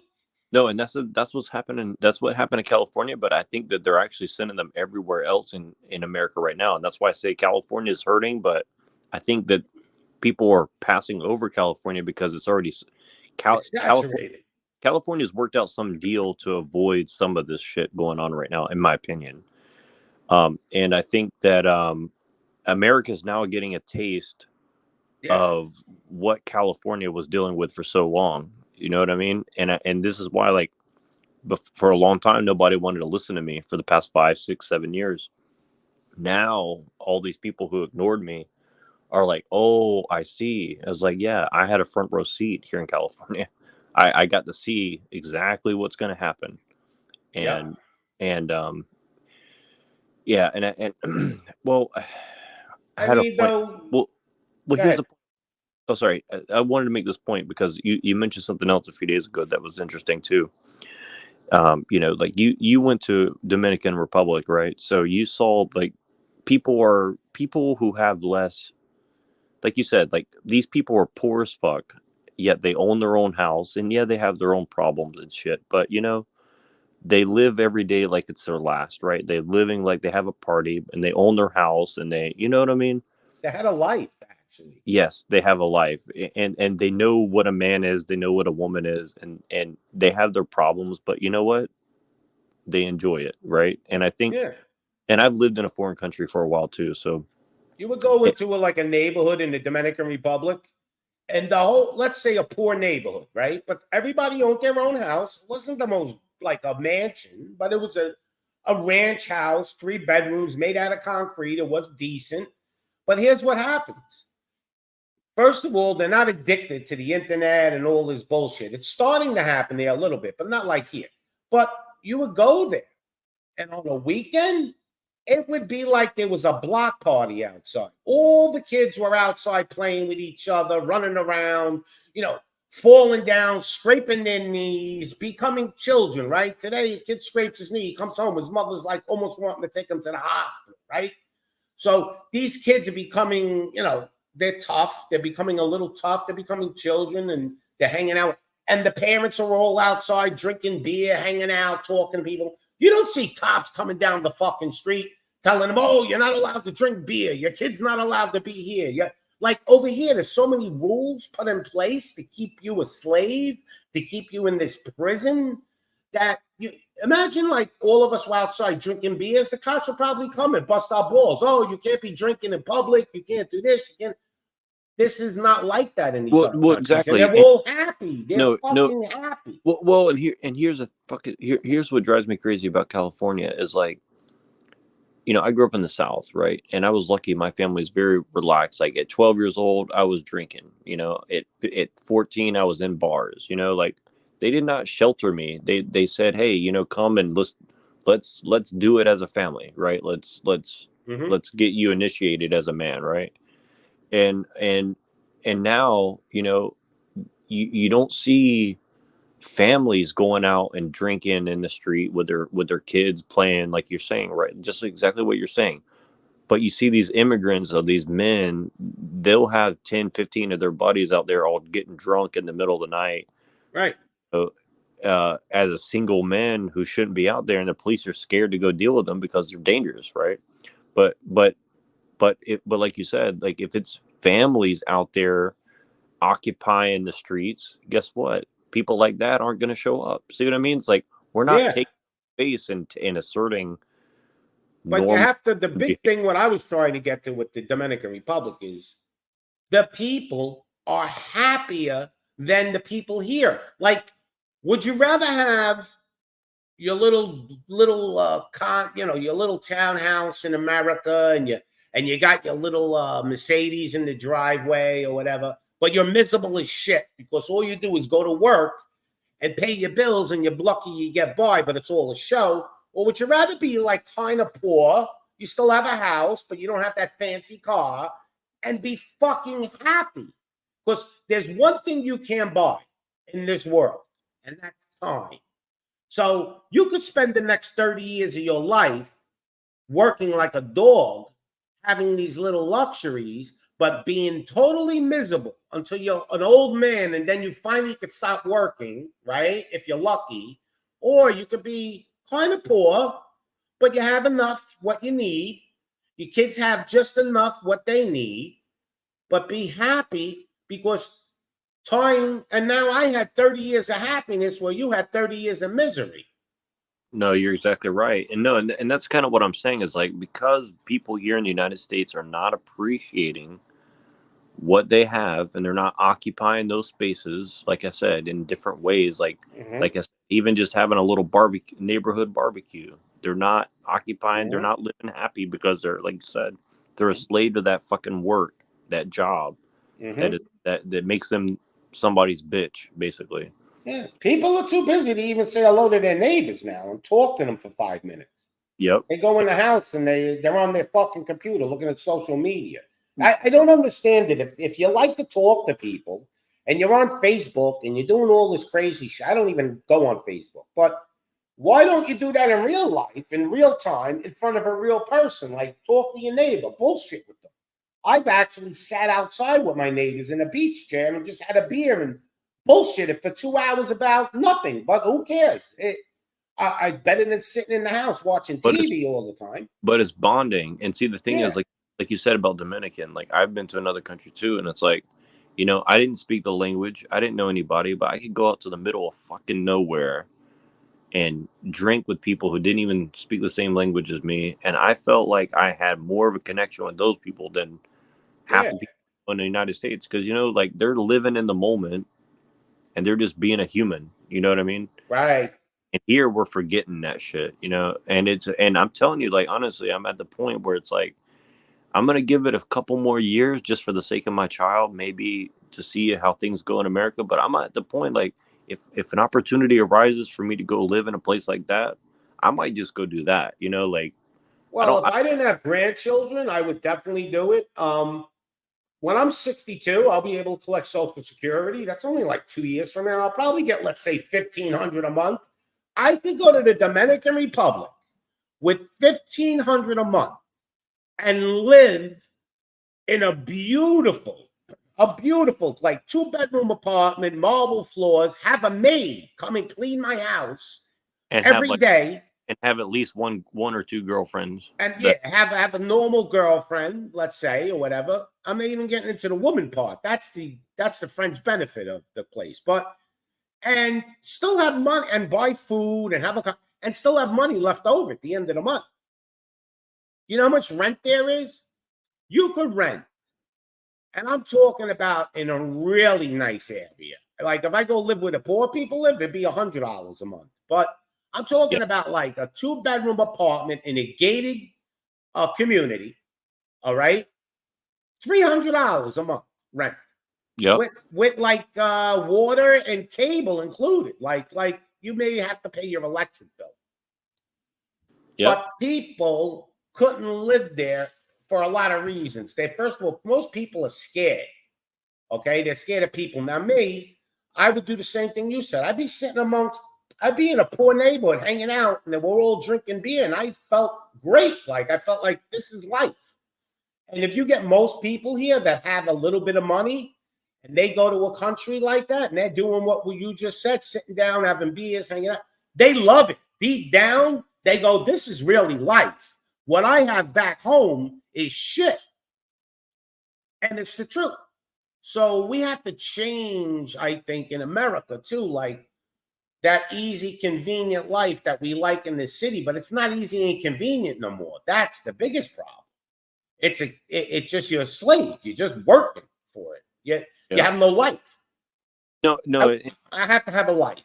No, you're right, and I think that this is also like kind of a weird angle that I come at it from, and I appreciate having this conversation with you, because I've been trying to get these particular ideas fleshed out, and it's been kind of tough for me. But well, where do you live now? I'm in California.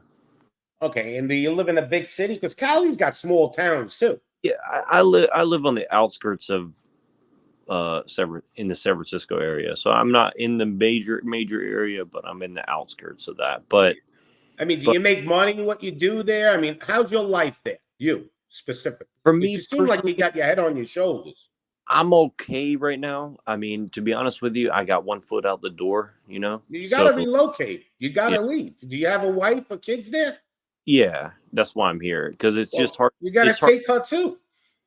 Oh yeah, of course. I know. It's just hard to. It's just hard to do it when you're already married and you already got a kid. You know what I mean? Well, And your wife has to be on the same page as you. Like, see, my yeah, son, he took his wife, my son was making pretty good money and he was living in Miami and his wife was making money. But then they had their first kid. So they both got together, they were on the same page, and they left and they moved to Missouri.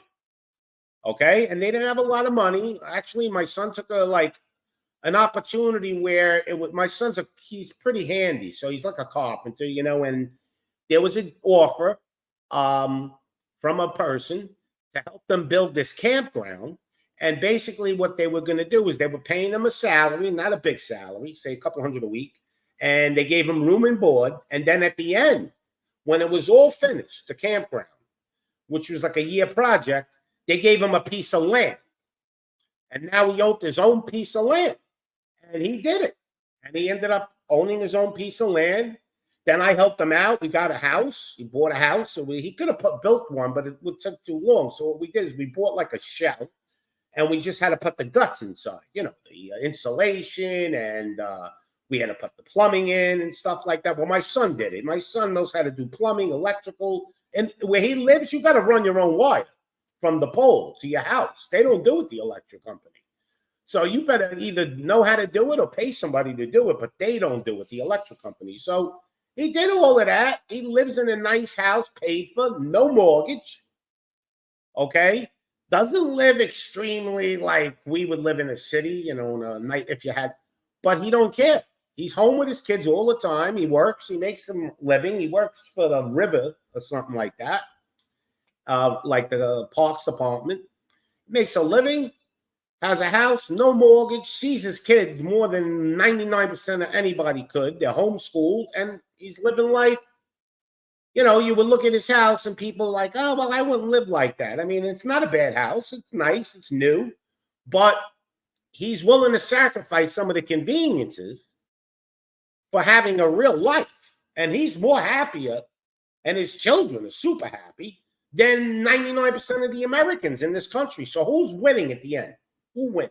no, exactly. And I think that that's kind of the whole situation. And I haven't left yet, but it's pretty much getting to the point where it's not that I couldn't stay here and be relatively comfortable, but it's more like you said, it's the happiness factor, right? Like I find it difficult to be happy in certain. And your children aren't happy. Yes, correct. Yep. They're just being indoctrinated. Yep. You And have to really pull your wife to the side, and if she's got half a brain, she's gonna go, "You're right, honey." yeah, we've already been kind of Gotta making. make the move. Yeah, we're kind of been preparing for that already. But the thing, but the thing I think what I'm trying to really say is, people are like, well, you kind of just said it, which is that we're gonna have to kind of have a fallback, have a fallback position, right? Like, what are we really willing to do to set up things for ourselves, for our family, for future generations, Yeah. right? And it's not going to be fun, but at the Mhm. same time, like it's probably going to be a lot better than we think if we just you know We put can't ourselves. change. We can't change the world overnight, but we can start. You Exactly. know, No, and and we have and to. We have no choice. So your kid will be, well, your grandchildren will live in like FEMA camps. That's what's. I mean, down the road, if it keeps going this way, instead of like people fighting back, in 30, what do people understand that the people that are running this world, these elites that they got money, the powerful people, do they really believe that they wouldn't put us in camps, and they want us basically like serfs? back in the medieval days, where they're the like lords of the realm, and we're like basically their slaves and serfs. No, That's what exactly. they really want. No, exactly. And the thing is, like, I'm not a very highly educated person, but I can tell you this: I read history, and I really paid attention. And when you really read history, you can see, the people who have ruled have always seen people as their pawns, right? And white European people, I don't think that we're better than everybody else, but if you read our history, you know, they got tired of the same fucking shit over and over again, right? And they really worked hard to say, hey, this is not working well for us, right? Right. And I'm just watching all that 2,000 years of trying to give human beings a little bit of breathing room being flushed down the toilet. You know what I mean? And I think that people You're just right. really do not appreciate if If we we lived like they lived in the 1950s, I mean, of course we would have more modern stuff, but where the husband went to work and then the American dream was possible, everybody owned a little house with a little picket fence, and their kids went to a normal school that taught them normal shit, and the wife stood home and raised the children, we all would be happy. But they didn't want, they gave it to us for a while, right? And more or less because they had no choice, because they needed us really bad in the workforce. Because America in the late 40s and 50s was the production powerhouse of the world. China really wasn't making anything, and we blew up Japan and Germany, right? So we were the only ones manufacturing all this stuff. So they didn't care about giving us a normal life. But then when the rest of the world started to move up the ladder, like Japan started building their industry, China, and then they wanted to take it away from us. See, if we all could live just that life, even though we know we're still being kind of ruled, we would take that. We'd be like, okay, like you say, give us a little breathing room, and you can still rule us, but let us live like humans. right, Don't well, treat us like we're right, well, well, dirt. well, no, but you're right. And this is the thing is like, I love America. And here's the thing is like you're saying, like, if we're gonna be ruled, like I want people who rule who are fucking competent and they can see that, like, okay, look, I'm not someone who's anti people who aren't white. In fact, I get along with people who aren't white on average better than white people, just because white people, we tend to, like, we have our own opinions. We're very unique personality kind of people in general, right? You know what I mean? Yep. We have ideas, right? But here's the thing, what I see happening is they are trying to make it where, like, let me put it this way: bringing women into the workforce was not to help women out. Okay, bringing all these immigrants in is not to help these people out and help, quote unquote, the economy, whatever that's supposed to mean. What it is a way to divide and conquer and get people so worried and stressed out and fucked up in the head that they don't know what the fuck's going on to them. Okay, and until people start actually calling that out and really teaching their kids, like, hey, this is not about anything other than socially engineering people not to be an alpha, to put it Yeah. simple. It's Well, like, you hit it on the money. Like, I'm white, right? I get along with black people better than white people. I'm going to tell you why. Because white people right now, a lot of them, not all, but I'm going to say in general, have their own opinions and they're all into their own shit. Black people, to me, right now, they basically because they grew up in a poorer area, most of them, they're real. They're fucking real. Like, they tell you straight up, like, this is the way it is. And you don't like it, move on. Like, they just get to the point. There's no bullshit. There's less bullshit, let's put it that way, in yeah, between their exactly. lips. So they're more real. Like, they'll be the ones that'll hang out outside and have a few beers and bullshit and hang out and do shit. Now, that's not to say that there aren't white people that'll do that too. Of course there are. I'm one of them. But what I'm saying is, I do find I get along better just because of that reason. Because they're just more real, and even the black community does have more alphas than the white community right now, percentage wise. Like if you took 100 black men and 100 white men, probably 50 of the white men be betas. Maybe 10 of the black men would be betas. The rest are alphas. Like it's just because they grew up in a rough area. Rough men that grow up in rough times bring good times. You understand? So when you grow up in a rough area, you got no choice to become an alpha. I grew up in a poor area for a while when I was a kid because my parents got divorced and then they got back together. But when they were divorced, I lived in Coney Island in Brooklyn. That if my block was like my only fortress, if I left the block, we had to leave in groups because there was gangs, there was all kinds of shit going on.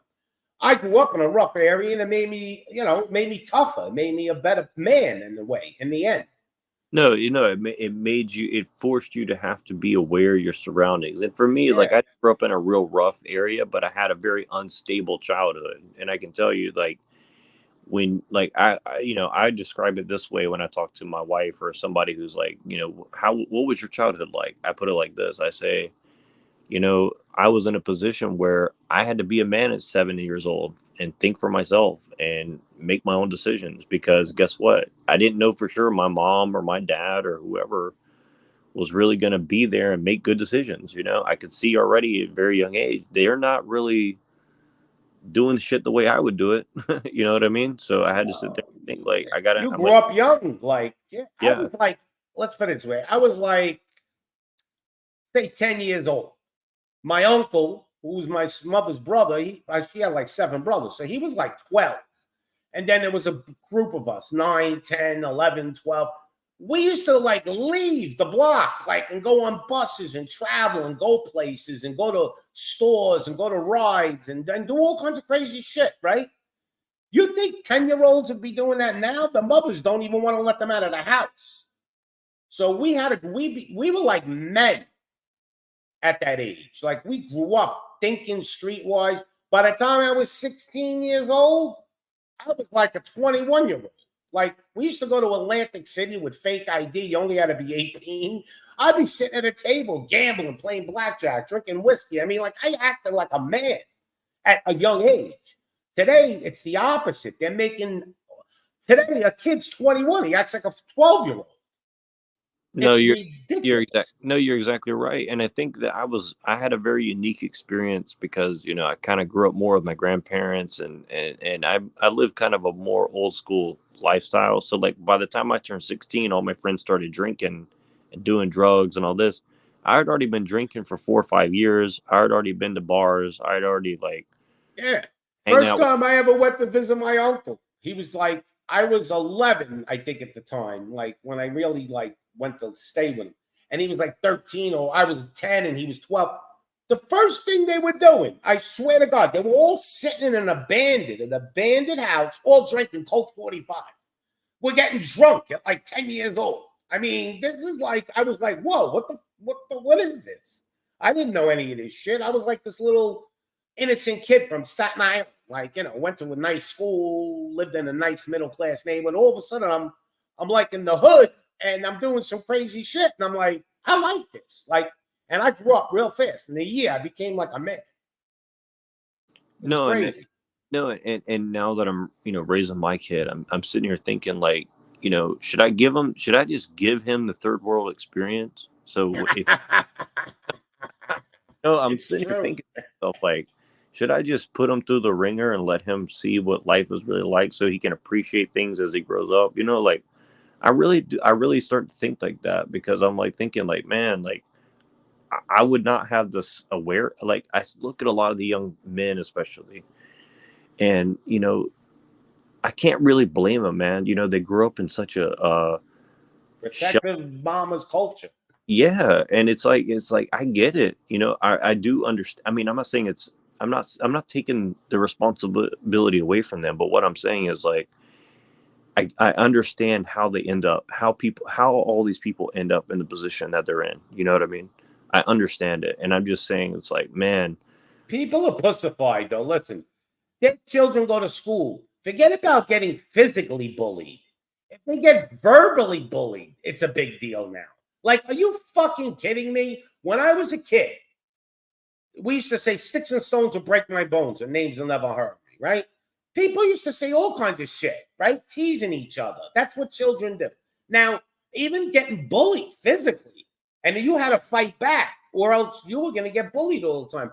I'll go to this part. All right, I don't agree too much with the physical bullying, but the people today are so delicate with their children that they can't even deal with them getting verbally bullied. And then on the internet, on top of it, like, oh, my kid was on the internet, he was getting bullied on Xbox. Well, then shut the fucking thing off. You don't got to put up with it if you're not what. But don't sit here and cry about it. Oh, they call my kid names, they're bullying him. Like, are you fucking serious? If my kid came home and told me that, I think I have to smack him in the head. I tell him, you go, if they're saying shit about you, you say shit about them. If they get physical, then you get physical. You understand? But the kids today are brought up to like be little wusses. Like, oh, go cry to mommy. Everybody's brought up to be a tattletale. Like in my day, you couldn't be a rat. If you were a rat, you were mocked. Like if you ratted on other people to a teacher, the rest of the class didn't talk to you. So nobody ratted on each other. Today, they're brought up to be rats. Like, it's good to be a rat. It's good to be a tattletale. It's great. That's what they want. They want tattletales only when it's to their advantage. Then when they start whistleblowing when they get older, adults, no, that's not good, though. They don't want whistleblowers, see? They don't want that, you know? No, exactly. No, and I think this is the position that we continue to find ourselves. I'm gonna go to bed in a minute here, but I just want to say, like, it's like you said. I think we're just in this position now where we're gonna, I'm trying to say this in a nice way. The men that have a little bit of awareness, because I don't think I'm the most macho guy ever. I really don't. But those of us who have a little bit of awareness, we're just going to have to start like picking up the slack for these guys who wearing NASA shirts. You get what I mean? Like You're right. we're just going to have to pull their weight for them, and then the ones that kind of start, seeing the light. Yeah, the ones who see it, we kind of help them out here and there. But I think that, I'm trying to get people to have a renegade mind. That's the only thing I can do is by talking. And you need to have a renegade. If we don't have renegade minds, we're not going to win this thing. Exactly. Okay? They're going to conquer us. They're already almost there. No, so and we need renegade minds. No, and that's the archetype of an American. I mean, I can tell you, like, growing up as a kid, reading history about early America, like, man, these were rough people, man. These people were not. Oh, they were rough. They grew up on the land, man. They didn't. You think when we had the revolution in 1776, do you think that people that were revolting were worried about their children being bullied in school verbally? Forget about physically, it didn't even matter. But verbally, like, oh, he called my kid in it. Do you think those parents were worried about bullshit like that? They were worried about putting food on their table and eating. Exactly. And we got our priorities all fucked up in this country right now. Exactly. But, yeah.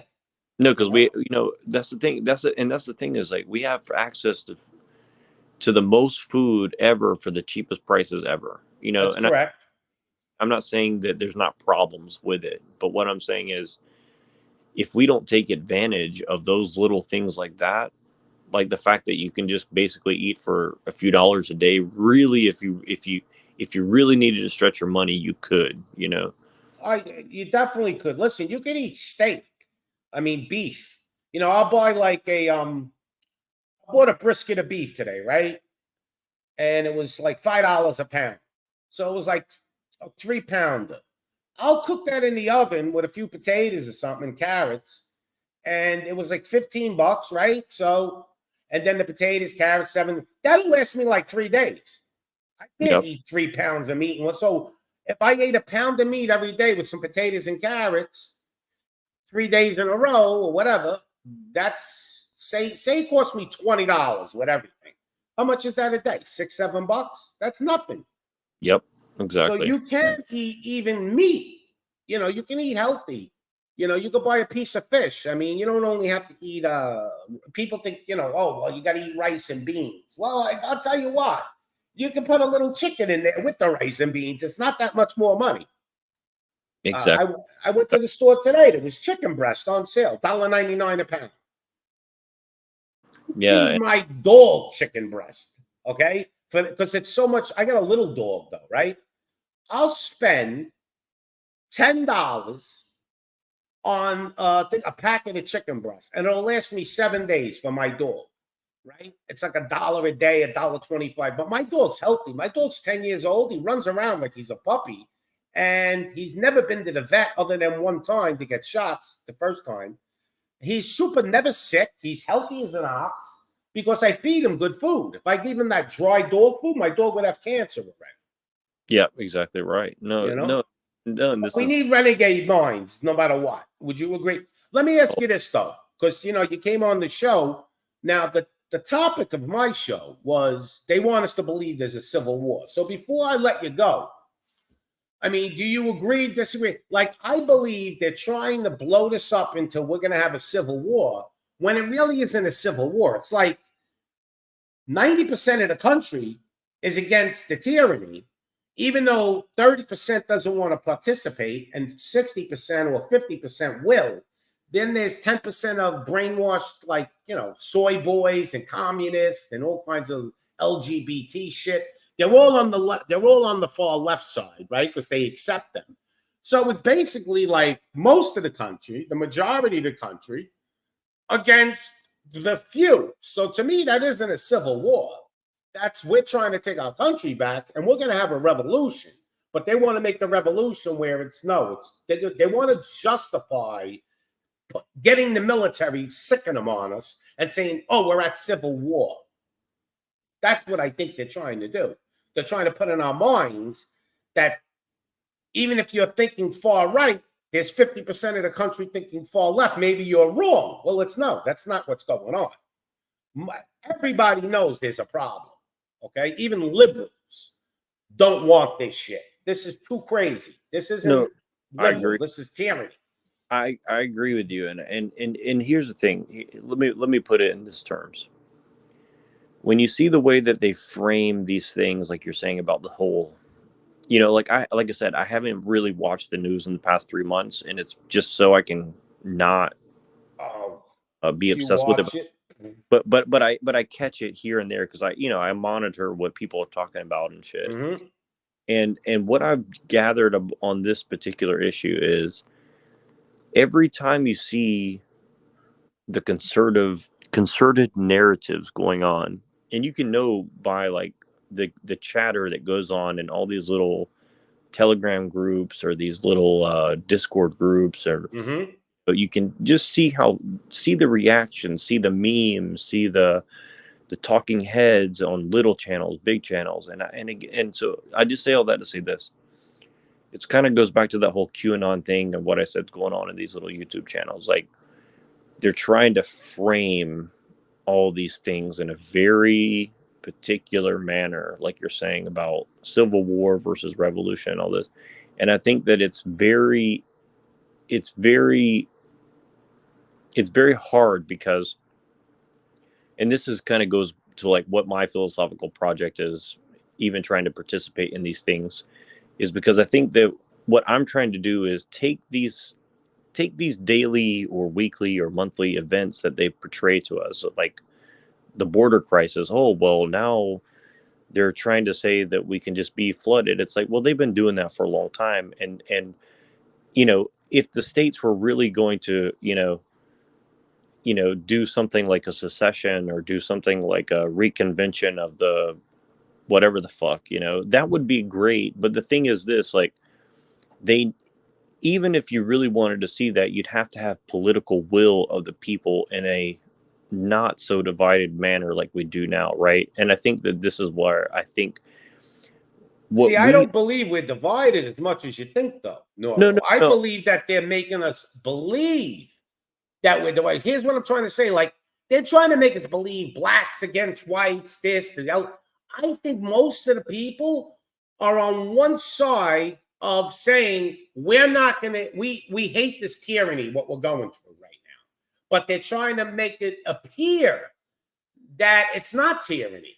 So they're trying to say there's a big divide. I think it's like 90% of the country against 10%.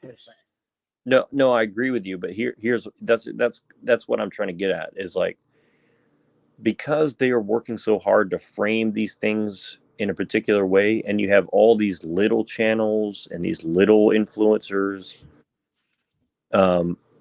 parroting their own version of that.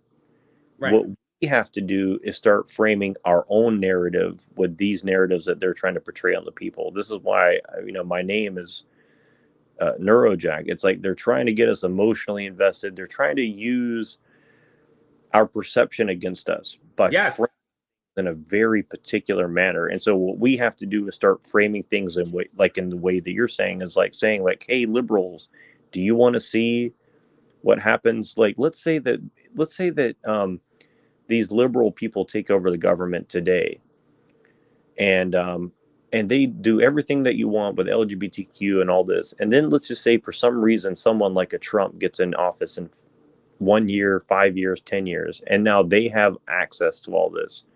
Do you really want to trust that? You see what I'm saying? And then you find some common ground with people that you shouldn't have common ground with. That's what I think they're really afraid of, right? They're afraid of us finding common sense, normal people and making sense to them. That's why they work so hard to make us look like conspiracy theorists or. Yeah.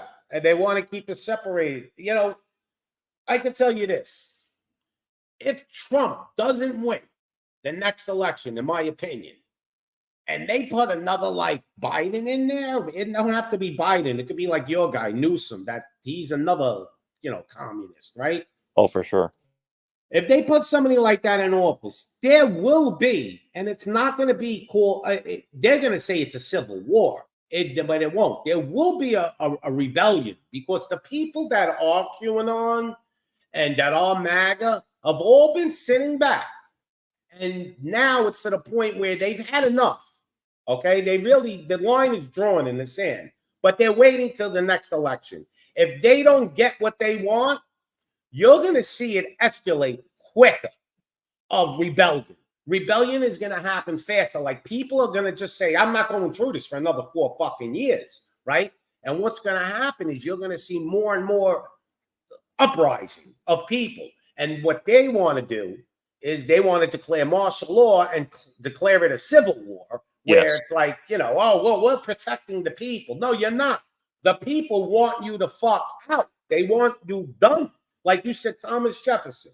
Thomas Jefferson said, to have a legitimate government, you have to basically have a revolution every 20 years and get rid of them, because they get corrupted. They get dug in by all kinds of lobbyists and corporations and all. So the best thing they could do right now, and I think that's what they're going to do. I think they're scared, the people running shit. They're going to let Trump in, because Trump is going to come in and at least give the people some hope back, fix the country a little bit at least. And that's what people need. They need fucking, the average person is not willing to really fight, so they have hope.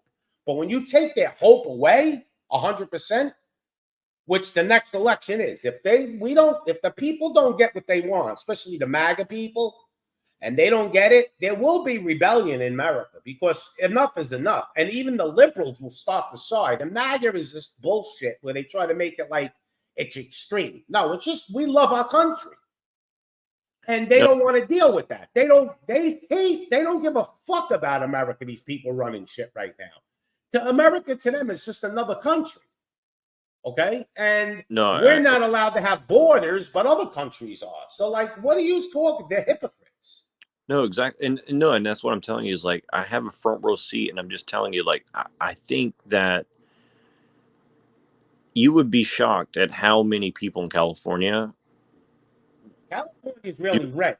Right? It's all bullshit. No. What I'm saying is people here are so demoralized, but if they really had their choice, if they really had a fair election, they would not really be going for all this bullshit. I really don't think, because they're Right. working so hard, right? And I think that, here's what I'm saying. I think that our job as good Americans is to frame things in a particular way, and like you said, because people need hope. And I think that the false hope is going to keep it's like an addiction. We're going to keep getting, it's going to keep I don't think so, though. I think wearing on. after this election, if Trump don't get in there, I think there's a lot of people in the middle of the country waiting. No, And no, if he don't get in, I think it's gonna start. I really believe no, if they no, don't put no. him in. No, I agree with you, but I think that that's, like you said, I think that's what they want. They're walking us into a trap, and I think Oh, that we have to try to tell people, do not fall into that trap, because you're right. we're not going to win. That's what I'm trying to say. Like we're going to lose everything if we fall into that trap, because everything they're doing is laying a big ass trap, and I agree with that, though. and we cannot walk into it, because when we walk We're into that, gonna, though. That's the problem. See, the average person is gonna walk into it. That's the problem. They're not smart enough and savvy enough to try to right, figure out a better way. right, and that's what I'm saying for us is like Look at that's January 6th as a perfect example of that, right? They fell into the trap. no that and but that's what I'm saying is like, and I'm telling you this also, just and I'm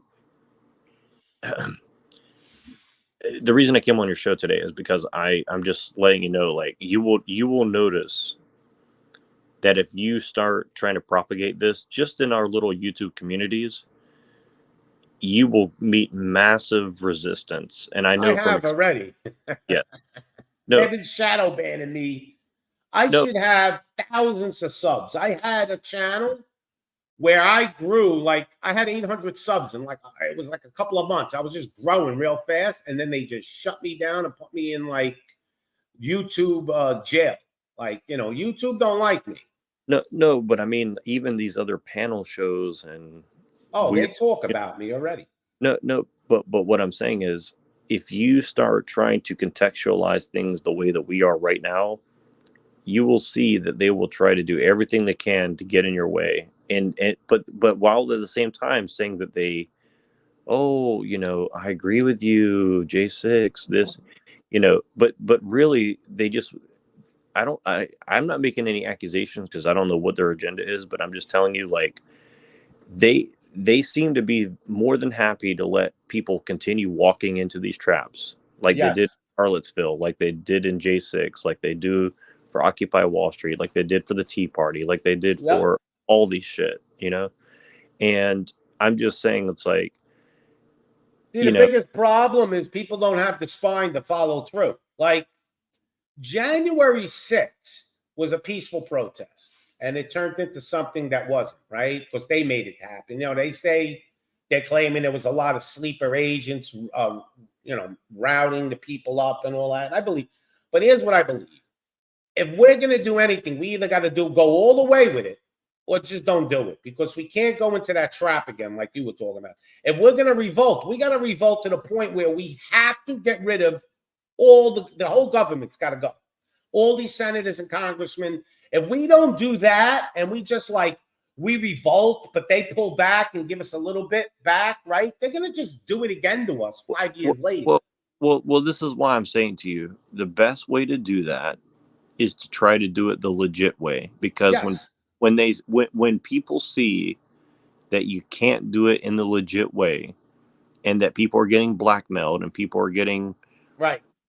knocks on the door and people are disappearing, then people who are already in positions of power are going to see what's going to happen to them if they act with Yeah, conscience, you know that's and true. and it's like social, what I mean is, we can't, We have to expose them first before we right, get the right people on our side. yes, it's like I'm not a big fan of World War II, but it's like that first scene in Saving Private Ryan.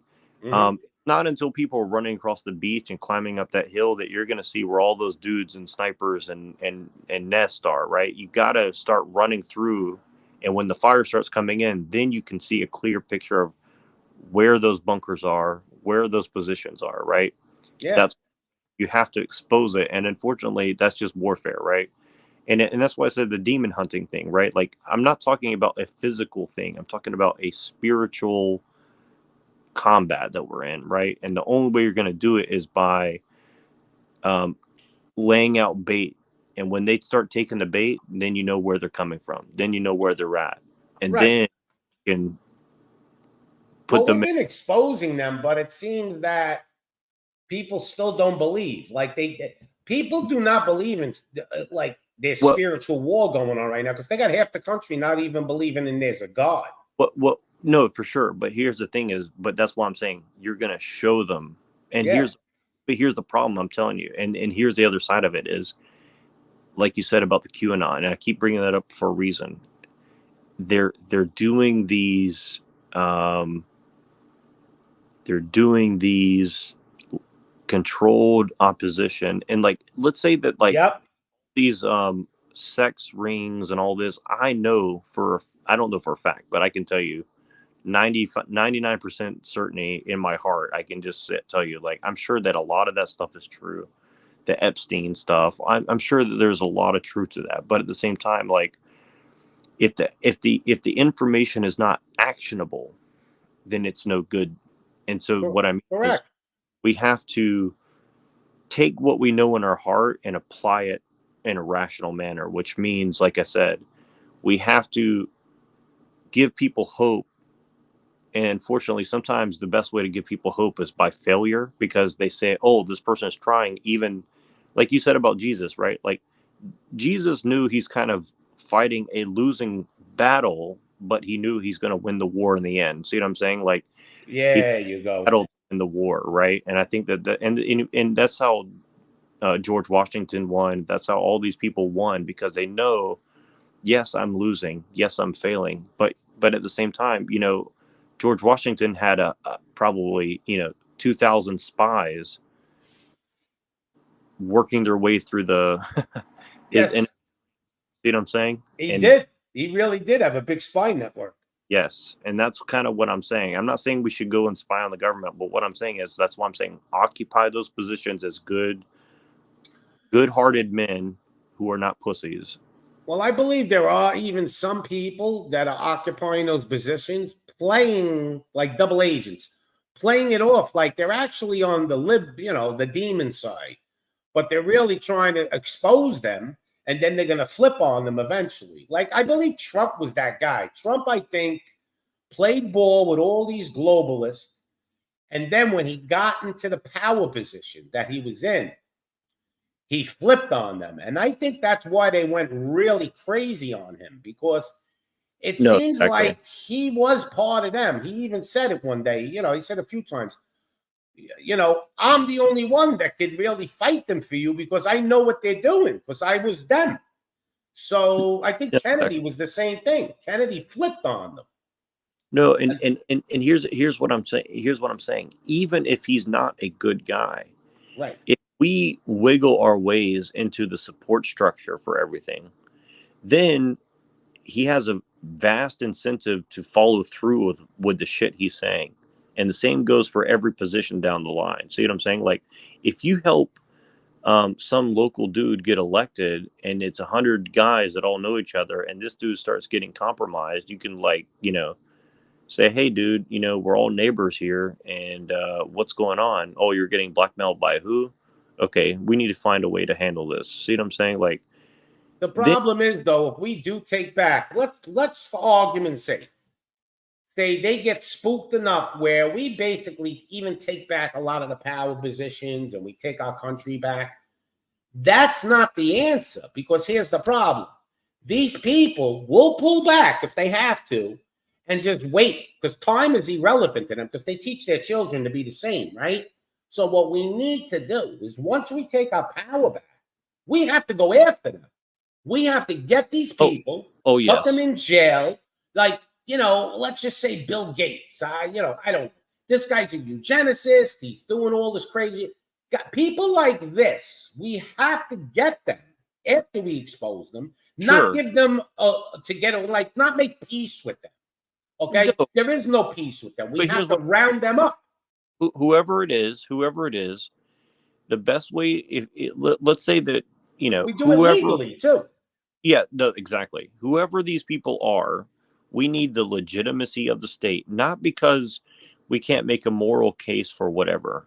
Okay, here's the thing: I can make an ethical case, but if I do that, people are going to misconstrue it and call the police on me or something, right? I'm not going to make a case. I'm going to make a pragmatic case, and my pragmatic case is this: my pragmatic case is, if we want to actually go through and start changing the world, we need the legitimacy of the state. I'll tell you why. Because the Correct. average person will only respond to the legitimacy of the state. And it's not because they're evil or bad or whatever. It's that because they're looking at things not in an ethical way. They're looking at it in a pragmatic way, right? And so Hmm. we have to address people where they're at. And unfortunately, the vast majority of people that's Yeah. where they're at, I right? mean, think about this. Accountability is really the word I'm looking for. Say we do take it back. Now we round up all these real globalist elites that did us harm, right? Whether it be through the magic potion or things that they did that we know were bad, right? Now we round them up and we put them in jail or whatever we do. They go through a trial, just like anything else with justice. Now that's it. We go, okay, that's good. We're done. No. Now what we got to do is we got to start going after the lower level, like the doctors that push this stuff. We got to go after the police that were corrupt. We got to go after the look. After we're done with the big guys, now everybody's got to be accountable. That's what I'm trying to say. Well, see, this is kind of what I'm saying. If you really wanted to do it the best way, even though this may not be possible, um, if we don't want the control structure that we have now, what we have to do is have a bureaucracy as it is now that can either smoothly transition legally, lawfully, legitimately into position, or we need to occupy enough of that bureaucracy to say, okay, globalists, now you're out of power, and those minions underneath you who have loyalty to you have a choice. They can either work with us and we're going to hold them under a microscope, or they're going to be put on trial because they're knowingly collaborating in a evil sense. But the thing is, you have to also you have to be able, because we're not living in a American economy only. The whole world is interconnected now, so and this is why they're so successful, because it's a very complex network of Yes.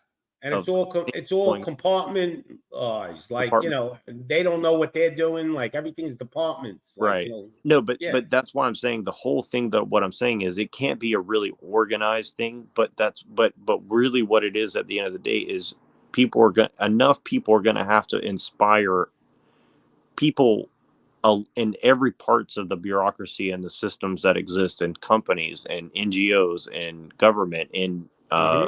even just local um, parks and recs and people who deal with kids to start thinking in an ethical way, right? And the only way they're going to do that is by seeing other people leading by example, right? Yeah. Like who's your favorite musician? For me, it would be like Kurt Cobain. And like, I don't love everything Kurt Cobain did, but he had the balls to say and do things in a time where it wasn't really comfortable for people to do it, right? So I just Like see, Kid Rock is doing that. He don't give a shit. right, exactly. And that's what And I'm I saying. never liked Kid Rock, like his music, but I like him as a person. No, exactly. No, me too. And that's what I'm saying is like people need to be inspired. And that's the thing is like, and that's what you said about Trump and all this. And again, like, even if Trump is the worst person and he's actually a evil globalist and all this, what I'm saying is he's emblematic, and people need emblematic things to look at. People need uh, to believe in that things are possible, right? Like for me, even if Yeah. Trump, Trump talks about that hope. Like he yeah, talks about things are possible. You're right. right, and again, even if he's the worst evil person ever, you use people like him and people, like him and people like him as um, inspiration, and you draw on these different things that people can connect with, not only on an emotional level, but on a instinctual level, right? And again, this is why I keep going back to the whole men and women thing, right? Like, if we don't get the women on board with what we're doing, it ain't ever going to work. And so, That's 100%. you know what I mean? And so this is kind of what I'm trying to say is like, men have got to start taking the initiative. Men are going to have to, like, you know, Take control more. Like they got to push. yes. And they're going to have to charm the panties off of a lot of women. I mean, that's just the truth, But right? people have to be scared of their accountability too. Like this is what I was trying to say. Like in Germany, when they had those trials, right? They put a few people in jail, then they took the rest of them and they made deals with them, right? Even the soldiers that were allowing what was going on, like walking them into into these things that what do you call them? The gas chambers and all that. Those soldiers have to be accountable. Like, see, if everybody knew they were accountable, the lower level people that we need on our side right now, let's say even like a city councilman, if he knew he was going to be accountable, because he's going, I'm only a city councilman, they're not going to come after me, they'll go after the big guy. If he knew that he was going to get the death penalty for being a traitor or be put in jail for life, he wouldn't flip that easy. No. So they don't feel they're accountable. Even the lower levels that we need on our side to grab control back. So this is the big problem.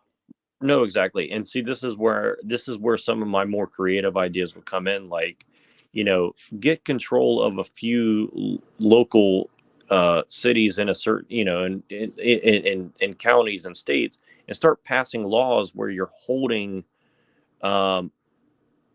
politicians personally liable for the consequences of their actions. And guess what? They're going to take it a lot more seriously.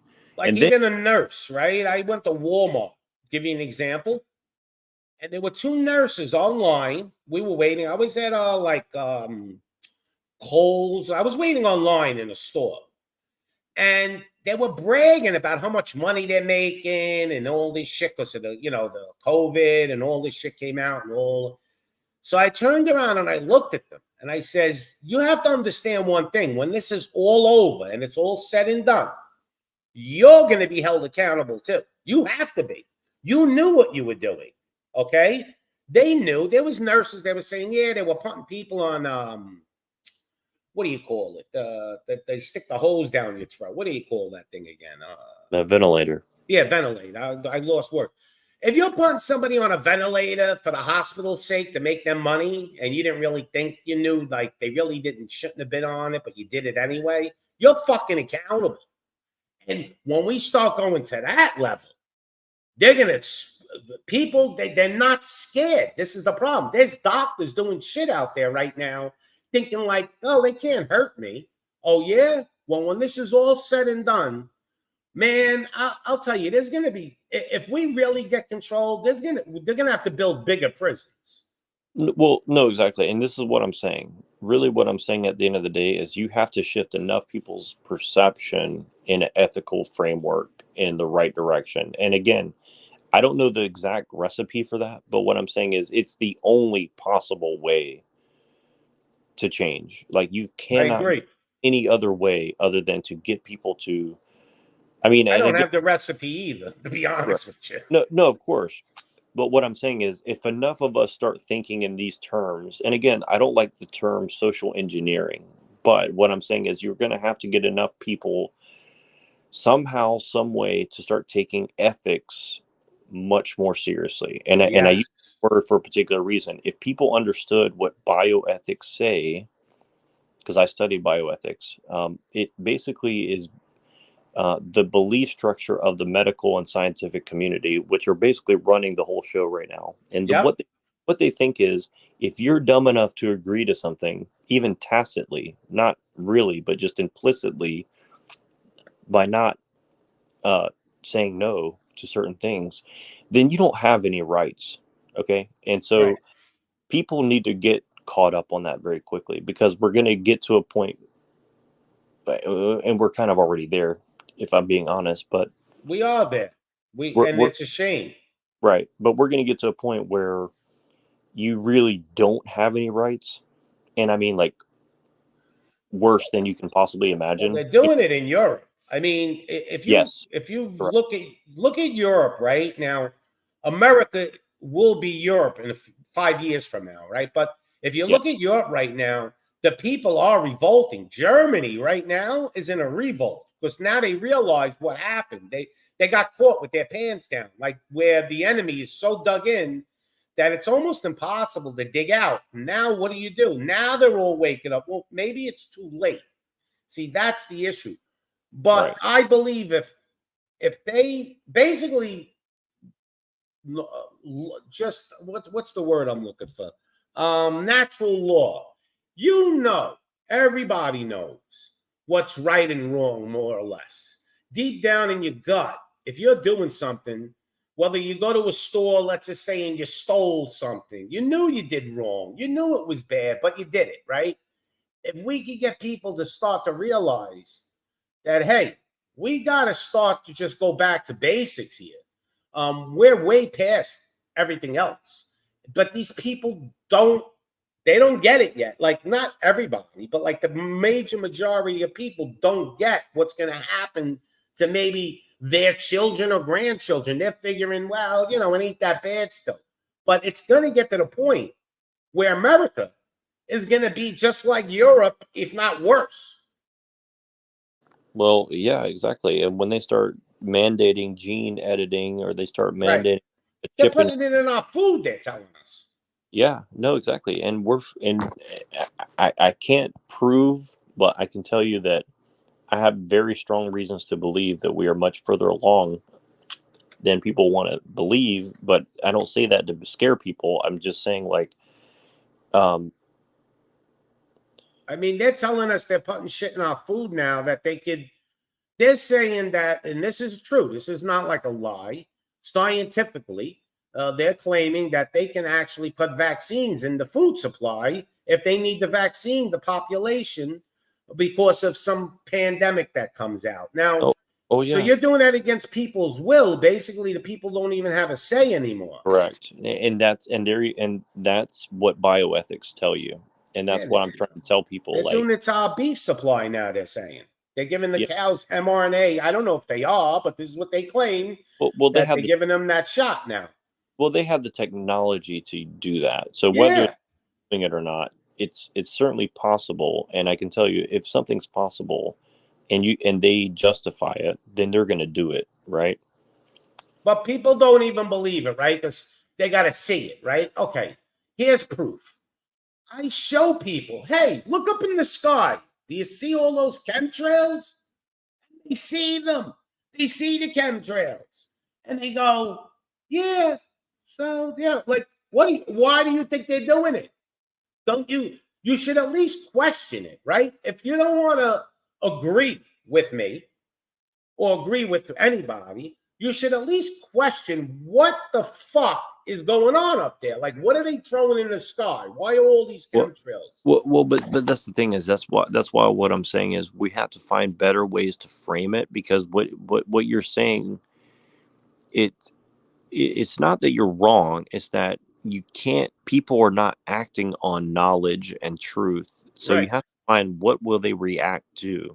And really the only thing that people will react to is just what you said. It's like when people start feeling that there's going to be consequence and accountability for the shit that they're doing, right?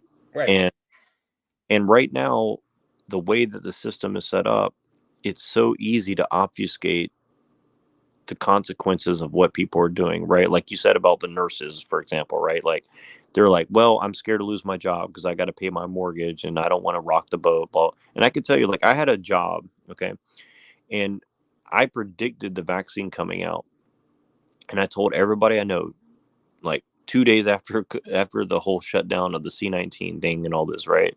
I was like, please, I'm begging you, whatever VAX they try to sell you, please don't take it. Please don't. And I begged everybody, no, please just don't.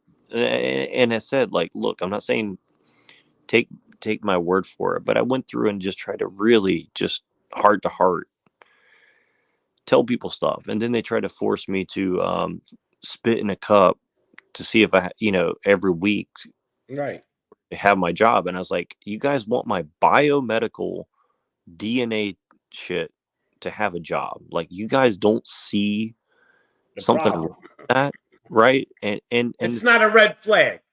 right. And I think a lot of it was because just too many women in the business, one, but also the men were just like, well, I don't want to be seen as weird, or Right. I don't want to think about it, or whatever, right? So, this is kind of where I came in. I'm like, okay, how am I going to get people like this to take this shit serious?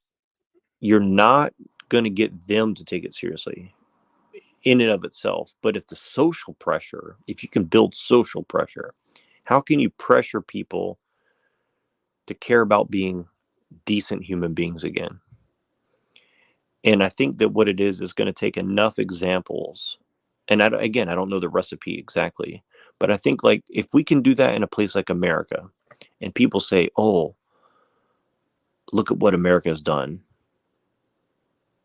We're then the last hope for the yes, world, anyway, no, America. exactly. And I think that that's why everything that we've seen from 9/11 forward, and really the past 100 years, but let's just say from 9/11 forward, um, is they've done everything they can to make America look like stupid, Hmm. dumb, backwards, religious, Hmm. shithole. They're trying to make us look like we're white and we're racist and we're dumb and Right.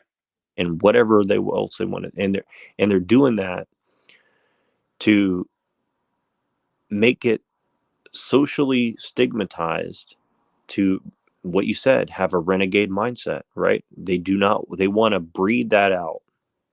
Oh yeah, because once we have no more renegades, that's it. Everybody's a sheep, and that's what they want. But it's no matter what you do, I just find the hardest part is to get people not to believe, but to question. Question everything. You can't sue pharmaceutical companies for stuff they're putting in your body, mandating, okay, because they have an emergency clause, right, from the government. Are you Right. fucking kidding me? So that ain't a red flag. I mean, No, you're a normal person. Shouldn't you say to yourself, why is that? no, exactly. And see, this is where my ideas, like I said, my creative ideas start coming, and I'm like, okay, how can we put social pressure on something important like that? Why don't we have, instead of Well, going they and are starting to do it, but no, hopefully they no, keep going. no, but what I'm saying is like this, like, what how could we get the right and the left to agree on one thing? Why don't, even if it's just as like almost like a joke or something, why don't we start a political campaign of just like, we want to get one law passed as a movement, and that one law would be like, if you're selling a product in the medical industry or something like that, you're going to be held personally liable for, MURDER, Hmm. or whatever else, for the negative effects of this medicine that you're putting out, right? I mean, I'm just saying, like, if you Yeah, can, and again, even if but it's they not, won't let that law get passed. But at least you'll no, show people, hey, no, look, see, they won't even let us pass that law. no, exactly. That's what I'm saying. Like, what I'm saying is, you start pushing. You um want to push things to wake people up. I get it. Yeah. Yes, exactly. And so you push and you say, okay, I want to use the system to protect people. And then you can get people on the right and the left to say, hey, I'm not saying that I don't like VAXs. What I'm saying is, I want them out there and I want them available for people. But I want people's consent, and I want people held personally liable if they're putting out products that they know Yeah, have. I mean, I was always like a pro-vaccine guy. I never really realized what they were doing. Yeah, of Now, course. if you're an anti-vaccine guy, you're a conspiracy theorist. Right, but that's what I'm saying is, like, what I'm saying is, it's like the culture jamming thing, right? Yeah, Like, you force people to see. It's like what BLM did, right? Like, they said, "Oh, we want police to be held accountable," blah blah blah. So they really just moved the direction. they moved the They pulled, needle. right. They moved the needle in that direction. But that's what I'm saying is, like, we need that from the other side of, like, hey, Yeah, how can we get like 50% of the population to agree on one thing? I guarantee you 50% of the population agrees, like, hey, if these It'll companies, get passed. yeah, yeah, and again, even if we don't pass the law, the getting people to talk about it in a like just in a conversation thing, right? Like making it a meme, making it like where they have Right. to respond, even if every news outlet says, But they oh shut that down too, though. You know, like yeah, comedians a comedian used to be able to say anything he wanted, and it didn't matter because it was comedy. Now comedians are watching because they're being what they say because no, but there's certain things they're not allowed to talk about. no, This but is they're controlling the way we have to speak. no, but see, this is exactly. See, you're actually getting And very you want to do exactly what they were trying to do. I get it, 100%. no, but see, this is exactly the point that I'm actually really driving at, which is that we're going to have to be extremely creative and almost do things like this as if it's a joke, just to get it by You're censorship. right. But do you know, like in Europe, you get locked up for a meme, I arrested? but that's why I'm saying it has to be very carefully crafted. I In a, agree. We you have know to what outsmart them. right? We have to work within their system, and again, it's not to We have to use their system against them. correct exactly, and again, it's not to win that one battle, but it's to move the needle incrementally back the other direction, right? I agree. And But that's the are we only smart enough as a race, as a general populace? Are we smart enough to do that? I don't think so. what That's what well you and here's me are. well no exactly, and that's what I'm trying to say is like what I'm trying to say is You're trying to teach people what to do. That's right. good. Right. Well, what I'm saying is like in our little community here, I think if people like you and I and your son and my friends, I only have like 4 or 5 people who even can comprehend what I'm saying to you right now, right? But what I'm saying is if we can go out there and start trying to get this idea out and then just watch how many people in our circles are suspiciously against that, right? Mm-hmm. Give us a good clue of like, okay, these guys are already that in our little YouTube circle, these guys are already proactively working against this. And again, it'll give us evidence of like, okay, well, maybe we can't do this on the internet anymore. Maybe we have to just go do this off the internet and Yeah. start, or we have to start organizing enough people to keep these people out of our You got to circles. start at the low level of let's say, your township. Right. Do you But know that in the United States, there's over 3,000 counties, right? And in each county, you're allowed to have like an elected jury, and you're allowed to actually do a lot of things constitutionally. So there are about 300 counties that have done this. They've gotten juries, and they're actually putting people in jail and taking people to court and doing things right in their county. right. But the media is keeping this quiet because they don't want it to spread. No, Because exactly. there are people, believe me, trying to do what you're doing. Like I would say, I'm always trying to think outside the box, right? So I'm going, all right, so they're trying to tell me that 40 something percent of the country want to vote for Biden and only 57%, let's say, want to vote for Trump, right? Which the number is like 90 to 10%. So I say, here's what I'm going to do. I'm going to go to a grocery store and stand outside with a microphone and a camera and ask people, okay? Ask 100 people in a day, who would you vote for? Blah, blah, blah, blah.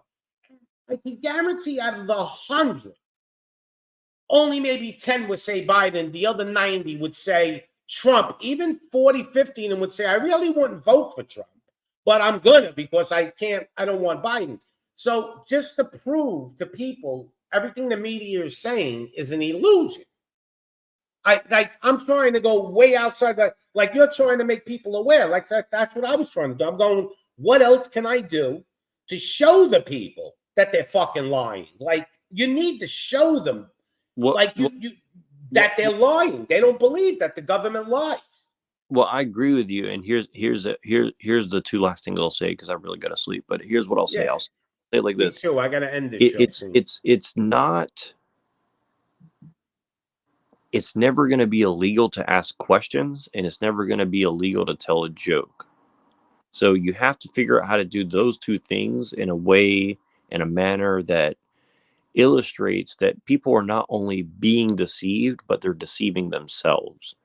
Yes. And I think that's kind of what we have to figure out some way to use questions and comedy to get people to self-examine and hold themselves accountable. And again, it's not going to work on a lot of people, but what I'm saying is if enough people start getting aware and we can start doing, like, our own legal battles, our own, like, like I said, just Yes. pick an issue and say, hey, we're going to just um, force this one thing, and let's say that we only get one thing out of 100 right, one issue, and we finally get that one law passed, and people say, oh, it's actually possible to hold these people accountable in this way. Now they have that one example, and people say, okay.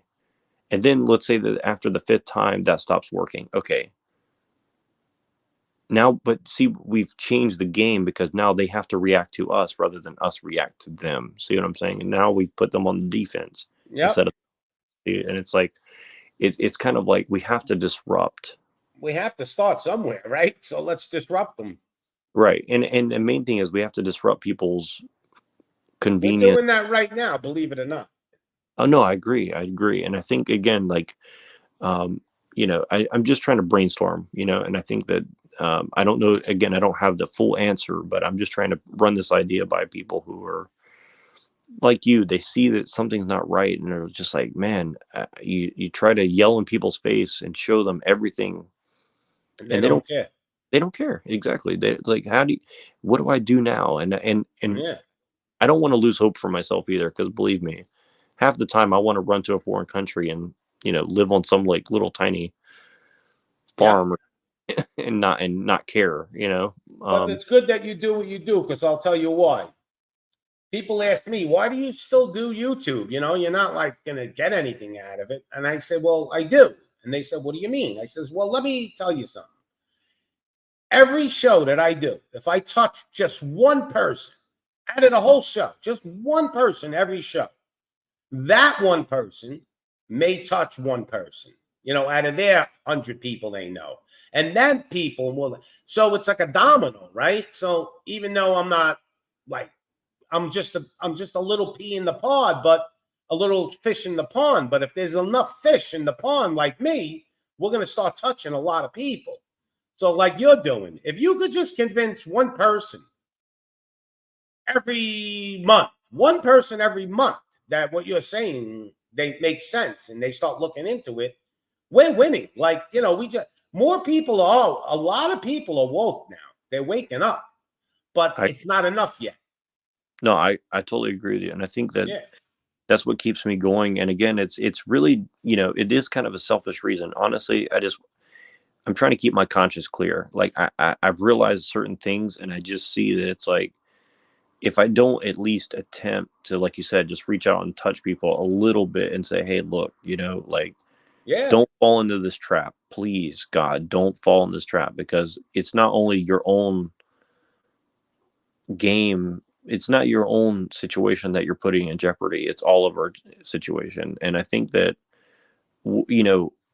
I think, you know, my If you told 100 people don't wear this on your face, right? Because it hurts you, and you show them, here's, go on the internet, look it up. You're breathing in your own carbon, it's bad for you. But 97 of them think you're crazy. But I bet you there's 2, 3 that go home and look into it and go, that fucking guy's right. I'm not wearing that no more. So oh, oh, that's oh what we got to start to do. yeah, and I can tell you, I saw it happen here in California. A lot of us were scared to take that thing off. Yep. And me, I didn't want to have trouble. I didn't want to have the cops called on me and shit. Yeah. But sometimes I would just take it off out of defiance and get yelled at. And other people saw that happen to me, and they did the same thing as me, I because did they it from day one, man. I was walking in supermarkets with no mask on, getting cops called to the store, people were all looking at me like I was a criminal. But eventually, they started doing it. Exactly. Because Yeah. enough is enough. You got to draw the line. I lived in Jersey, and I'm going to tell you this story real quick. And this is the sad part. I was collecting unemployment and money from the government, right? I was getting like $900 a week to sit in my house during that time. So I had nothing to do. I used to go out and go to stores. So I would travel, like just go out and pass time, go to the mall, walk around. And I would see like 1,000 people every time throughout the day. I never, ever, ever, ever, ever saw one person not wearing a mask. I said, what the fuck is going on? Am I the only one? Like, am I the last of the Mohegans left in this planet? And I did this for 6 months, going out and looking for one person not wearing it. And I couldn't find it. Guys come out of gyms, giant builds, like mega, like big guys wearing it, working out with it on. And I'm going, is it me or is it them? This is the sad part. So how is that possible? Like, if I would have seen a couple of people throughout the day or even throughout the week not wearing it, I would have had hope. And that was the part that was bothering me. I go, wow, we're really fucked here. They're all sheep. Now I see, though, people are starting to wake up. I think the reason why they're not doing it again to us is because they know people aren't going to obey them like last time. Yeah. They put all the little businesses out of business. Don't people see that? They told Walmart you could stay open because you're essential, but the little deli down the block had to close his doors. Yeah. That's fucked up. Yeah. No, a exactly. strip bar could be open, but a church had to close. Like, does that make sense? Like, don't people even, like, the average person should have just said, that's fucking crazy. But they didn't. That's that. Now they're starting to a little bit. No, exactly. And I think that that's the thing is, like, as disappointed as I was to see what you said, like, I would go in and be the asshole, not wearing the mask, or even just wearing it partially, or I would draw like I would write stuff on the, like, stuff make on the fun of map. it. Yeah, exactly. Like, yeah, exactly. Yeah. And I walked and in with a paper bag once with 2 eyes cut out of it, and I had CDC approved on the back. See, yeah, exactly. Yeah, I would fuck with people, and I would, and That's I would, another way to win. See, that's the smart yes, way. yes, and it worked, and it did work. And that's the thing is, like, here's the thing is, it was rough at that time period, and yes, it was disappointing, but I say we take advantage of what we learned during that time period, and we see that now, because they overplayed that hand, now we have The an stupidity opportunity. of it. Yep. Now we have an opportunity, and I think that if we don't strike now that We're people done. are open to We it, don't strike now. people are open to them. Yeah. People are open now. They have open heart, and that's Right. why I'm Like, I telling think we men. have to strike now, though, like you said, because I think we're at the cusp. Like, we have a 10% chance right now. And if we don't strike now, that 10%'s gone. It's game over, right or wrong. What else do you have? I mean, if we only got a little small partial chance of accomplishing anything right now, and we don't take advantage of that, we're done as a human race. Yes, correct. And again, and this is what I'm saying is, like, I like playing the odds, and I just don't want to be the only motherfucker trying to play the odds. Like, let's try to. We are the underdog, though. Oh yeah, We're of course. like Rocky. It's like, we gotta Oh play no, of Iron and course, Tiger or something. Like, of it's course. crazy. But that's it. But like I'm saying, like, I really believe if people see men out there risking it, and even women out there just risking it, and like saying fuck it, I'm gonna try and do something crazy just to get people to, like, consider what I'm saying. I think people might be shocked at how effective it can be, right? Especially if you kind of do it slow and you kind of take your time and say, hey, I want to see people laugh at themselves at how stupid this shit is. Because Yeah, really, you got to make them actually laugh at themselves. You're correct. yeah, because that's the thing is like honestly, it's not hard to flip this whole thing around. No. It's just that you don't. It's just we don't have enough people who are like, you know what, this is a big fucking game. I'm sitting here scared of this big Yeah, but monolith. when the people were all standing 6 feet apart in the fucking stores on little X's, I Yeah, used to exactly. walk up to the line and laugh. And No, people no, me couldn't. too. That exactly. I would I go mean, in a store and start laughing my fucking ass off, and my wife thought I was crazy. And I was like, "Look, it's a big fucking joke, you know." look at the And people, honestly, though, how stupid they are. no, and people eventually started. They first they thought I was crazy, and then people would join in with me, Yeah. and then women would start But the like globalists are you know, right. Like the people running the planet, the powerful, they are right in a way. Like looking at what we did during that, how we obeyed all that stupid. I mean, it was actually stupidity. How they made us obey it in yeah, general is a joke. They were laughing at us. no, They're no, fucking up there. Newsom's going to a restaurant with no mask on, and he's laughing at everybody. no, exactly. And but that's what I'm saying. What I'm saying is that I'll be we right back. I just got to go get my cigarettes. Go ahead. You no, can no, keep you're good. going. I got to go to bed too. So All right, we'll do it another night then. yeah, but Because me and you could go on, man. Because we're yeah, both on the same page and got just different ways to go about it. yeah, and we'll go more into it. But I'll just say this, like the last thing, and I'll jump. But Go yeah, ahead. just we just got to make people. We just got to have faith that people We'll wake up. well not only wake up, but like you said, people can have a little self humility. You know what I mean? Like Mm-hmm.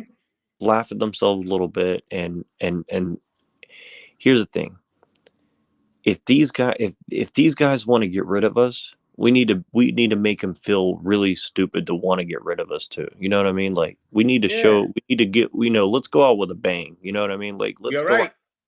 and live like it is our last day. And Yeah. like People the ask me Germans and why the I do this too. I do this to show people. Like when my grandchild, whatever world he's in, and if he's in a bad spot, a bad position because of what's happened now, they can't blame me. I could tell him, go to YouTube and you look at what Grandpa was saying. You know, I'll be dead, but you can still look at my YouTube, right? I'm thinking the So, what are thing you leaving 30s. your lineage? Like, you have to think that as a person too. I'm thinking the same thing in my 30s. So I I don't totally want my kids ever saying I didn't try.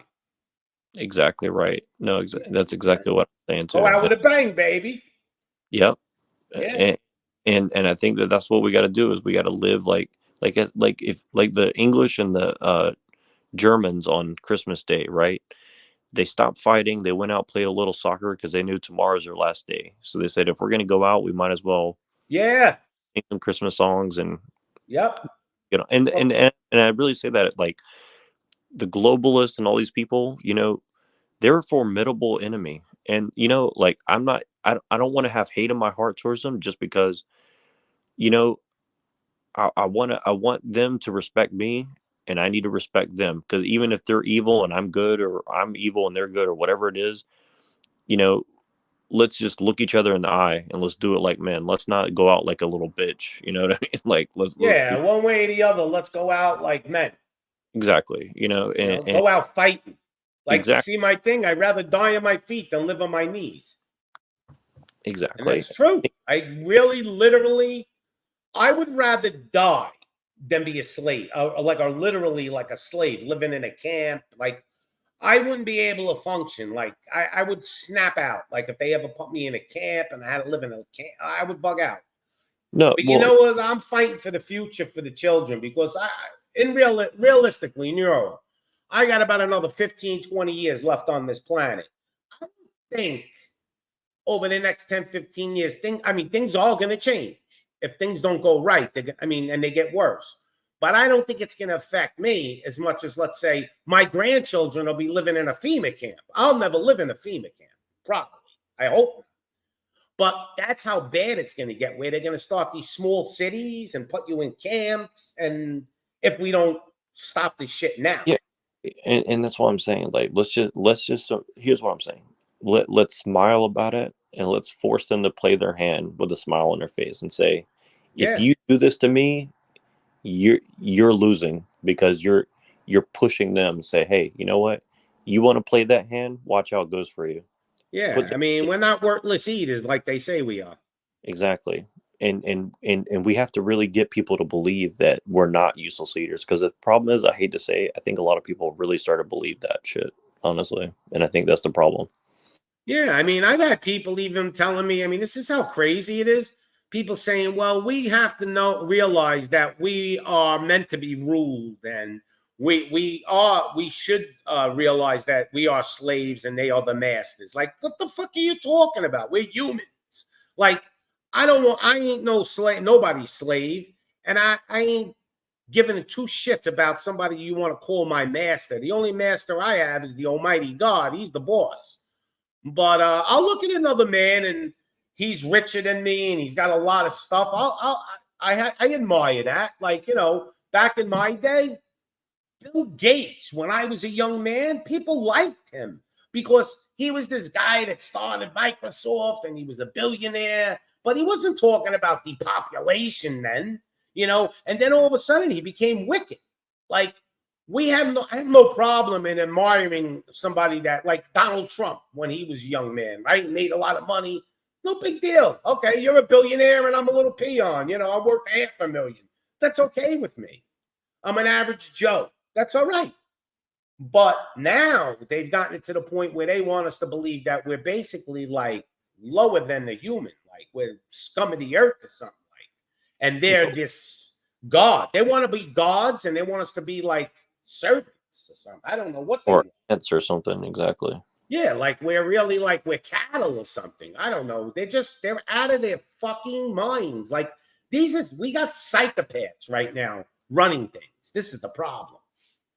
And we don't know what they'll do in desperation. Right. And no, exactly. And I think, Will they just put a plague out there and wipe us all out? I don't know. And they'll go live in their bunkers? I don't know. well, Maybe.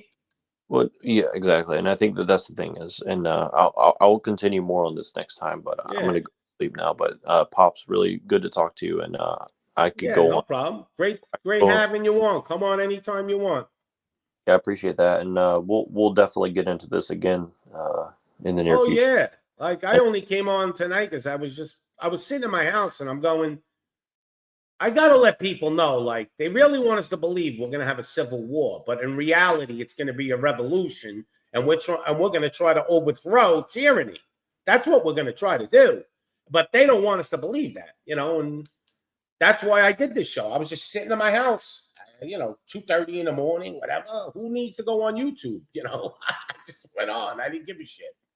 No, I love that. I like the impromptu, and I think Yeah. that I mean, there's like 12 people watching us, and it's like 7 o'clock in the morning where I am. yeah, it's too early. It's too late for where I'm at, but Yeah. no, we'll definitely talk more about this. But I think, Definitely go because you know you need to go get some sleep.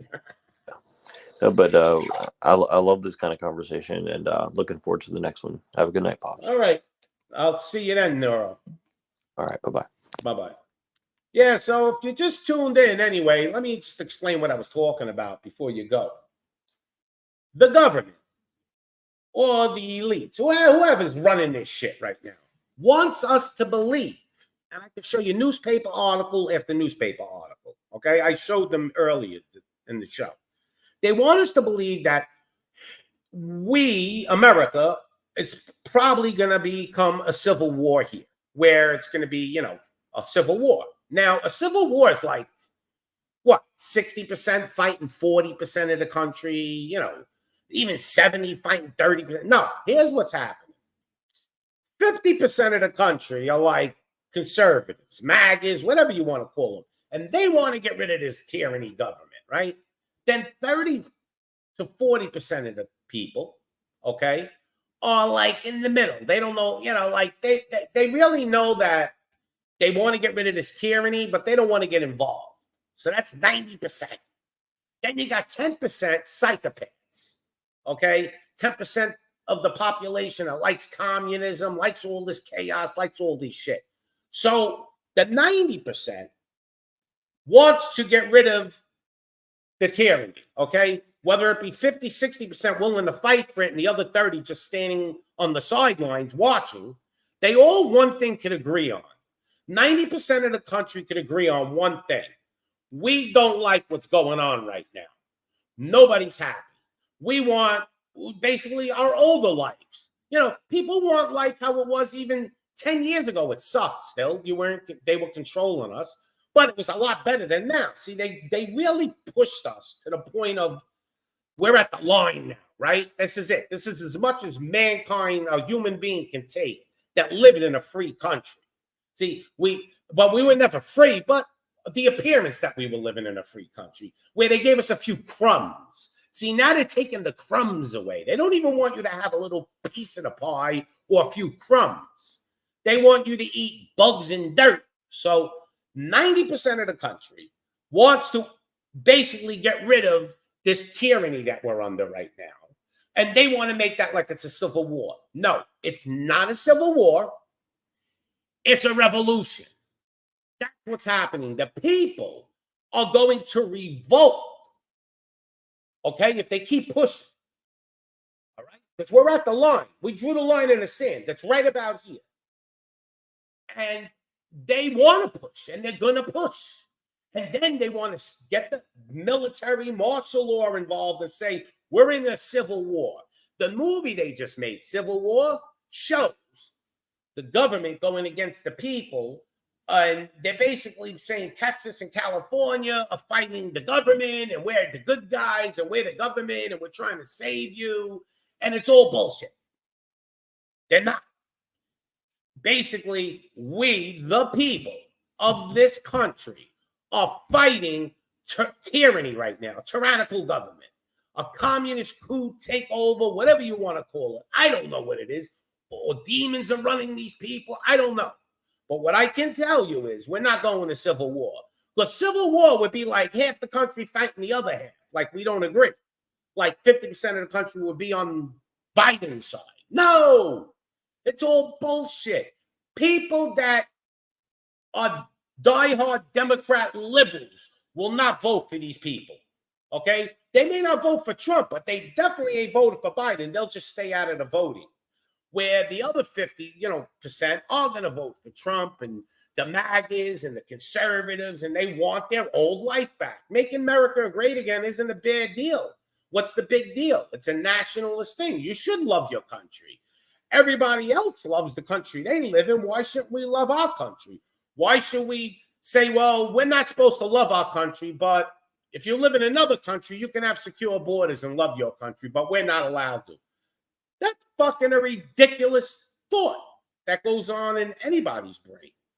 So if you just use common sense and look at what they're saying on the news, you know it's all bullshit. How can you sit here and tell me that the race between Trump and Biden is only 6, 7 points, 8 points? It's more like 40 points. Who is going to vote for Biden?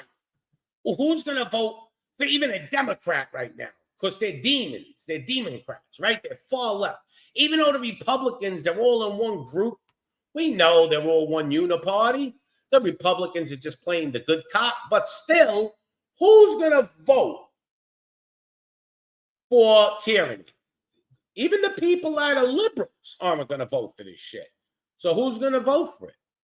Doesn't make any sense. They're lying. They're fucking lying to us. Right out in the open. If you don't see that, then you are blind and you are a sheep. There's no in between. You have to realize what's going on here. Civil war. What civil war? The people are sick and tired of this shit. We're done. We're at the crossroads right now. If that election, if somebody like Biden gets back in there, the people that have been holding back are not going to hold back anymore. You're allowed, in our Constitution, you're allowed to have a revolution and overthrow tyranny. Okay? Thomas Jefferson said, to keep the government basically not corrupt, you have to overthrow the government every 20 years. That's how bad it is, because people get dug in, right? So what are we? Are we not allowed to basically use our constitutional rights to revolt against tyranny? We're supposed to let you fucking tyrants still do everything, and that's you're the good guys? No, you're not good. And everybody knows this, but yet they give you this whole illusion, an illusion that it's like 40-50% of the country are on their side, and they know that, and the conservatives, the MAGAs, whatever, these are the bad guys. That's all bullshit. Even a liberal, diehard liberal, Democrat knows deep down, okay, that these people are evil and they're ruining our country. They know. They may not want to favor the people on the right, but even the Republicans that are on the right, they're not on the right no more. When I was a young man, Republicans that were on the right side were super conservative, super business orientated. The Republicans now have moved so far left that they're basically, I call them Democrats from when I was a kid. And the people that were Democrats, they're demons right now. They moved way, way left. They moved into extreme craziness, like shit that don't even make sense anymore. Shit they're trying to teach your children. Shit they're trying to push on us.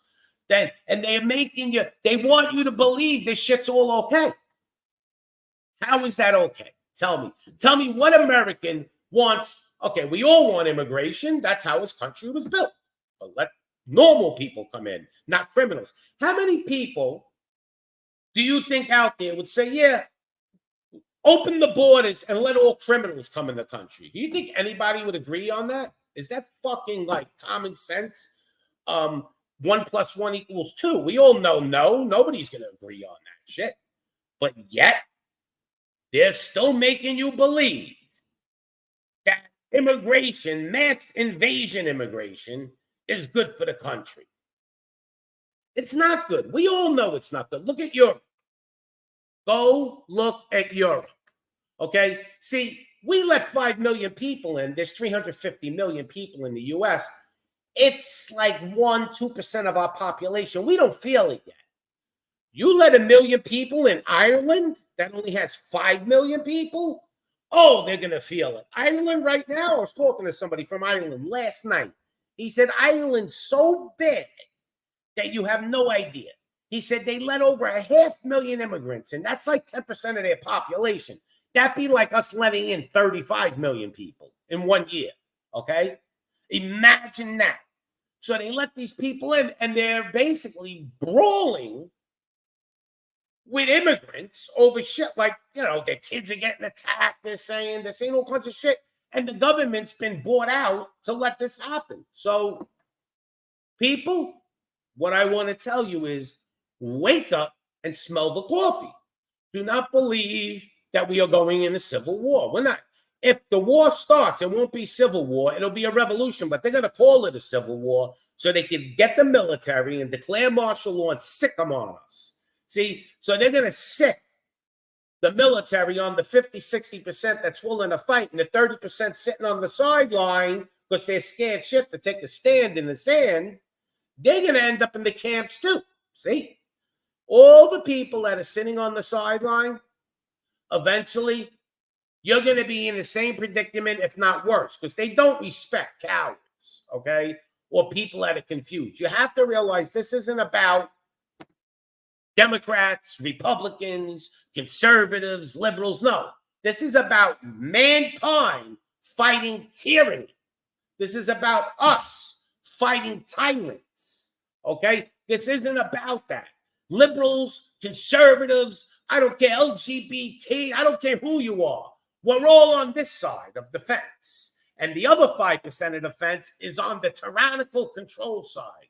So we're fighting tyranny, all of us. But we don't realize it yet because they got us all broken up into groups. And they're trying to make you believe that there's going to be a civil war in America. It will not be a civil war. It will be the tyrannical leaders against the people, and they're going to make the illusion that it's a civil war.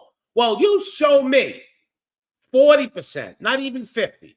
Let's say 60% of the country's on one side. Show me 40% of the country that's going to vote for tyranny. that's going to vote to live in a camp, that's going to vote for food they can't even afford anymore. What's happening? Who's going to vote for that? Who's going to support that? Nobody. This is all, I tell people, we're living in a fucking movie right now. Okay? These guys have people convinced that we're going to go into a civil war. This is how crazy it is. All right? It's crazy. It ain't going to be a civil war, people. It will be a revolution. That's like in 1776. You want to say that was a civil war? That wasn't a civil war.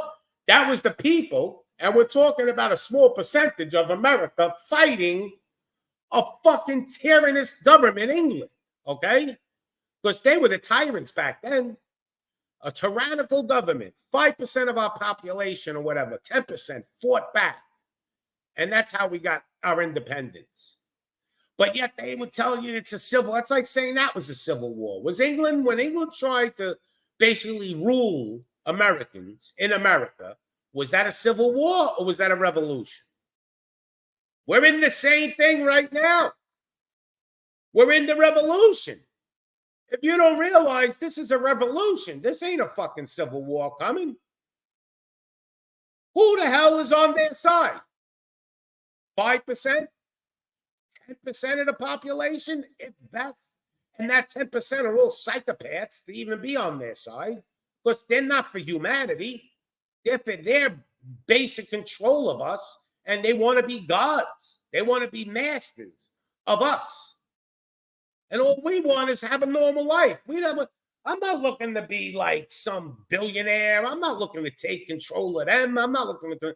I just want a normal life. What's a normal life? Yeah, food, shelter.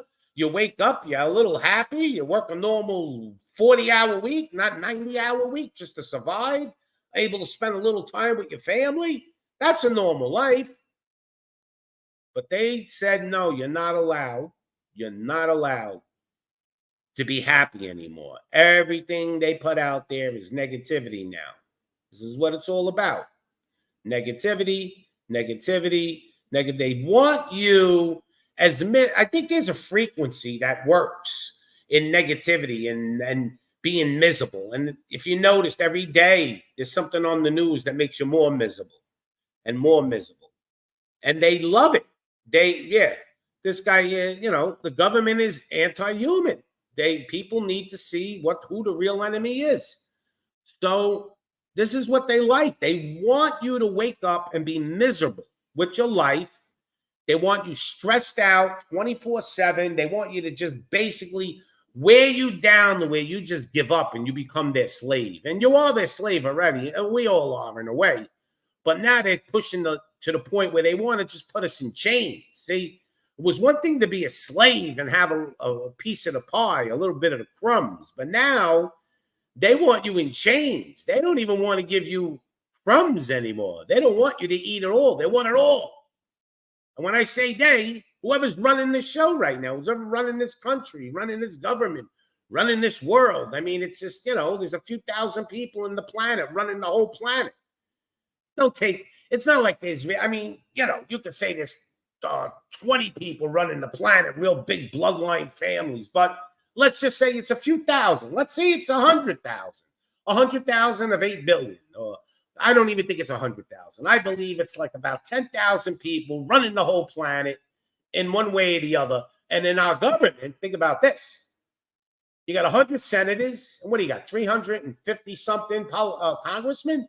You got 450 people running 350 million people, telling them what they could do, what they could eat, what they could this, is that insanity? How did we fucking let it get this far? Because George Washington, that guy, George Washington, right?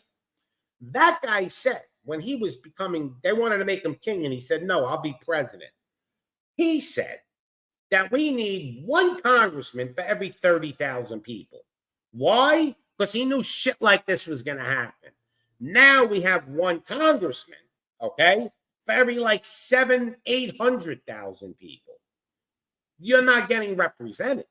Now, if you had one congressman for every 30,000, think about that.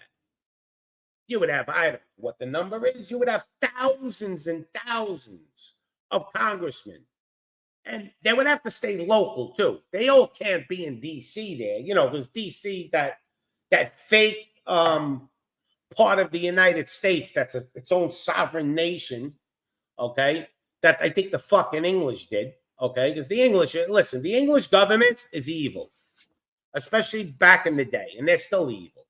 So if we had one representative for every 30,000 people, and your representative stood basically, in your area, we'd be represented a lot better than now. So there's so many issues, but here's the deal. We are not going into a civil war. We never will be a civil war, because deep down, all Americans are not looking to fight each other. We just want to fight tyranny, okay? We are under tyrannical control right now, and they're digging in deeper, and they're digging in real good. And if we don't start to figure out something, if people don't start waking up and saying one word, no, that's the magic. You want the magic word? The word is no. If we don't start saying no, guess what? You may not be, but your kids will, or your grandchildren will be in camps with chains. Okay? Because that's what they want. That they're not happy with the way things were, where you were allowed to have a house and have a car. And even though you worked 50, 60, 70 hours a week, they weren't happy. That wasn't enough for them. What they want is about 7 million of us gone to begin with. They want to depopulate us. And then they want to control the 1 billion left. And they want that 1 billion to basically, you ever watch movies where there's slaves and they're whipping them and they got them in chains and stuff? These sick fucks, that's what they want. There is no in between. They don't want you to have anything. They want you like that. They want where, like, we're all living in slave camps. They want that. Believe me, that's what they want. They want to be the pharaohs. And this is the problem. And if you don't see it, I don't know what to tell you anymore, because it's there. It's in your face every day. All right? And they're wearing you down. And they're going to keep wearing us down. But just don't buy into the bullshit that they tell you, oh, well, we're going to have a civil war in America. No, we're not going to have a civil war. You're full of bull shit, okay? There is no civil war. It's us against tyranny. That's what it is. And they're going to try to say tyranny represents 50% of the population. You're telling me half the people, or 40, you're telling me they like tyranny? They're sticking up for them? So how are we at civil war?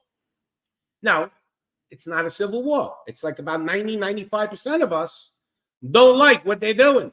I don't even think 5% like what they're doing, but maybe there's that much.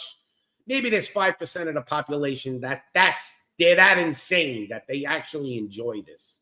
I don't know. Maybe there's 5% of the population of Satan worshipers. I don't know. But all I can tell you, it's basically people against them. There is no civil war coming to America. It'll basically be people against tyranny. That's what it is. That's the war that's going to come. Because it ain't here yet. See? The rebellion ain't here yet. But you better start waking up and have a renegade mind. You better start getting straight with yourself and think about what's the plan.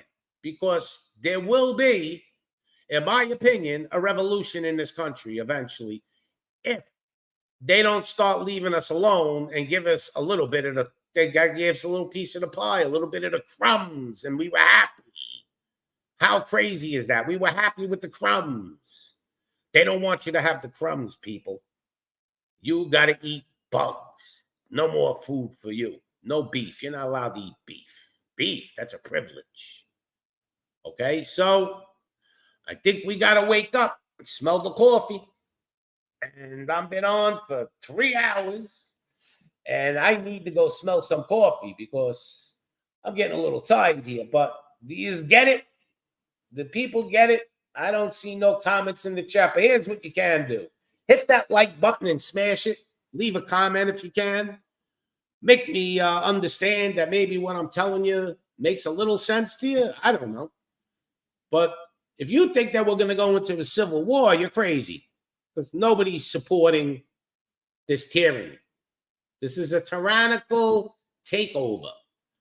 And it may not seem that now, but you can see it's in the works. You can see it's coming. It's coming. It's all there. They're setting up the table. They're going to do the digital currency eventually. They're going to do a lot of stuff. Who knows what they're going to do with the power? Roll it out, shut it off. Who knows? When they get desperate, they'll shut the power off. That's what they're going to do if they're desperate, if they're losing. See, they're not losing right now. So they don't care. You think if they were losing, they wouldn't be doing more shit to us? Look at what they're doing to us now, and they're winning. These evil bastards. Look at it. Imagine they were losing. You think you're going to have electricity? So you better be prepared for that part too. Be prepared for the worst. If it don't come, good. Knock on wood.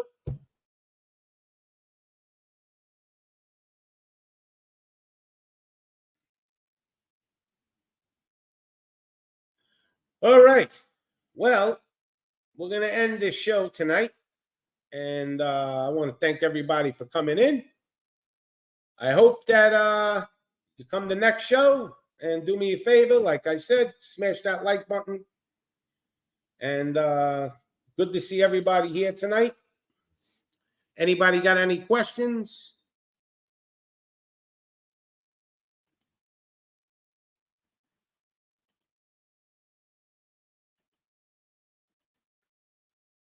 Yeah, I believe we're going to be all right. But if you don't wake people up, we're not going to be all right. See, we let it get this far already. You can't tell me, Asher, that we're going to be all right. I mean, I believe we will, because, at the end, good always wins and the almighty God always wins, right? But right now, we're not all right. Nobody's living the life they lived 10 years ago. Forget about 20, 30, 40 years ago when life was even better. Life was probably the greatest in the 1950s to the early 60s. That's when life was great in America. That's when the working man went to work. His wife could raise the children. You didn't need two incomes to have a house and food and a car. Now you need three incomes to have a house and a food and a car, maybe four. I mean, they want you to just not sleep, just work to have a house and a car. So, when you say we're going to be all right, what's all right? This ain't all right to me right now. What's going on? Is it all right to you? Because I don't like it. They're taking all our money. They're giving it to other countries. They're jacking the food up. They're jacking the rents up. They're doing everything they can to make our lives harder. And the life is harder right now. Who in this audience can say their life is easier than it was 5 years ago or 10 years ago? Nobody. Life is hard, much harder. Your food bill is doubled. Your utility bill is doubled. Your rent is almost doubled. Okay? Your rent went up at least 50 to 75%. And guess what?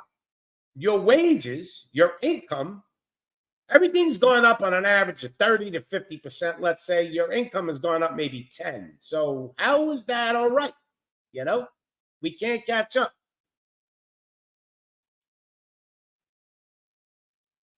Oh, I agree with that 100%, Asher. I'll never sell out. What do you think? I told you, look at my thing. I'd rather die on my knees than live on my feet. We never. That's no matter what we do. I'll die on my, I'll die, I'll just die on my feet, standing. But, we all know what's right. But here's what I'm trying to get to. I'm just trying to wake up people and let them understand. You all know what's right. And you know that that's bullshit. We're not getting into no civil war with each other. We're not at war with each other. We're at war with evil right now. The people know, and they know we know, but yet they're trying to put this illusion out there. So when they do come after us, they're going to think they want to make it like it's just. Oh, well, we're in civil war. They have to come help. There is no civil war. It's a rebellion. It's a revolution. That's going to come. And they want you to believe that's going to be civil war. No, that's going to be a revolution against tyranny. Okay? The people are going to rebel if things get worse. All right? We're at the crossroad. We're here. Now what's next? What are they going to do to us next? What are they going to bring here next? What's their next agenda? What's their next plan?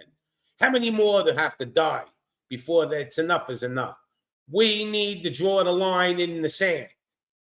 And we need to figure out what we're going to do and how we're going to do it. But I can tell you one thing, everybody out there has got to be accountable for their actions. From the high ups all the way down to the lower level people. These nurses, doctors, cops, firemen, or whoever's in charge, whoever has any type of power, okay? People that work in these things where the reviews like CDC, all this shit. Everybody has to be accountable for their actions. Okay? You ain't getting away with what you think you're doing. You think you're gonna go arrest a grandma in a bank because she wouldn't put a face diaper on? And that's okay? No, you got to be held accountable. Oh, I didn't want to lose my job. Well, too fucking bad. Okay? That's what they should have said in Germany. Oh, I didn't want to lose my job, so I just pushed the people in the gas chamber. But I didn't do it. I was just taking orders. Well, too bad. You're all fucking accountable. I'm telling you, I was in Walmart. There were two nurses online bragging about how much money they made during the C-19, if you want to call it, okay? And they were bragging how we're putting everybody on ventilators, we're getting bonuses, we're doing all this crazy shit. And I said, well, don't you think one day you're going to be held accountable for everything that you do? And they just got dead quiet because they don't want to hear that part. See, they just want to hear that, I'm doing my job and I'm making a lot of money. But one day, you got to account for your actions. And if you're out there and you think you're going to get away with it, I can promise you, after we go and we get the higher ups and the big guys and they held accountable, what do you think? We're not working our way down and getting you too? So you better think twice before you go on the enemy's side again. See? Because we got too many people that are traitors in this country right now, in this world. They're traitors to humanity because they're siding with evil. Okay? If you're siding with evil right now, you're a traitor. You're going to lose your job, then lose your fucking job. But don't side with evil. So what are you, making a deal with the devil to save your job? Really? Really? Because I know I wouldn't. And what are you, not a traitor then? Okay, so you did it to save your job. You went against humanity. And you went on the evil side to save your job. Does that make you not a traitor? Because when this whole thing turns around, what is your excuse going to be? You're still a traitor.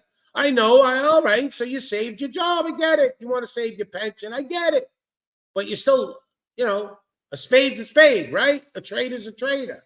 It still doesn't exempt you. If they told you to shoot somebody to save your job and you did it, would then not make you a murderer? Of course it would. So keep siding with evil. Keep siding with these psychos that are running shit right now. And see, when this whole thing changes and the table turns, see if you're not going to be held accountable. Because I got a list of people I think that are accountable. Okay? I got a list of it. I mean, it goes all the way around, everywhere. You think for a second that you're a doctor and you're exempt? You were scared of losing your license? Well, how about being scared of losing your life? Because, you know what the penalty is for being a traitor, right? It's death. And if not death, it's life in prison. You better be more scared of that. If I was a doctor and they told me to do this shit, I would just walk away. I would take a break or something. I would retire. I do something, but I'm not going to favor evil and try to depopulate and try to do all kinds of craziness. So remember this. If you have any friends, tell them you're going to be held accountable. Like I told those two nurses, and they went into a deep, deep, deep coma when I said that to them. They froze because they knew I was right. And they knew, We are going to get fucked. No, you're not going to get fucked. You're going to get what's called justice. See? Accountability, and then you're going to get your justice. And we'll see what happens then. Because this will turn around, people. Sooner or later, light always covers the dark. Good always beats the evil. It just always happens that way. The Almighty God is definitely stronger than Satan. So we are going to eventually see justice. I hope I see it. I don't know if I'm going to see it in my lifetime, but if I do, it's going to be a great thing. All right. So anyway, smash that like button. Tune into my next show. I hope I entertained you, but I hope I woke you up, because this shit is getting crazy. That's what I got to tell you. It's getting crazy in here. All right. Let's continue this another time. And thank you, everyone. Pops out.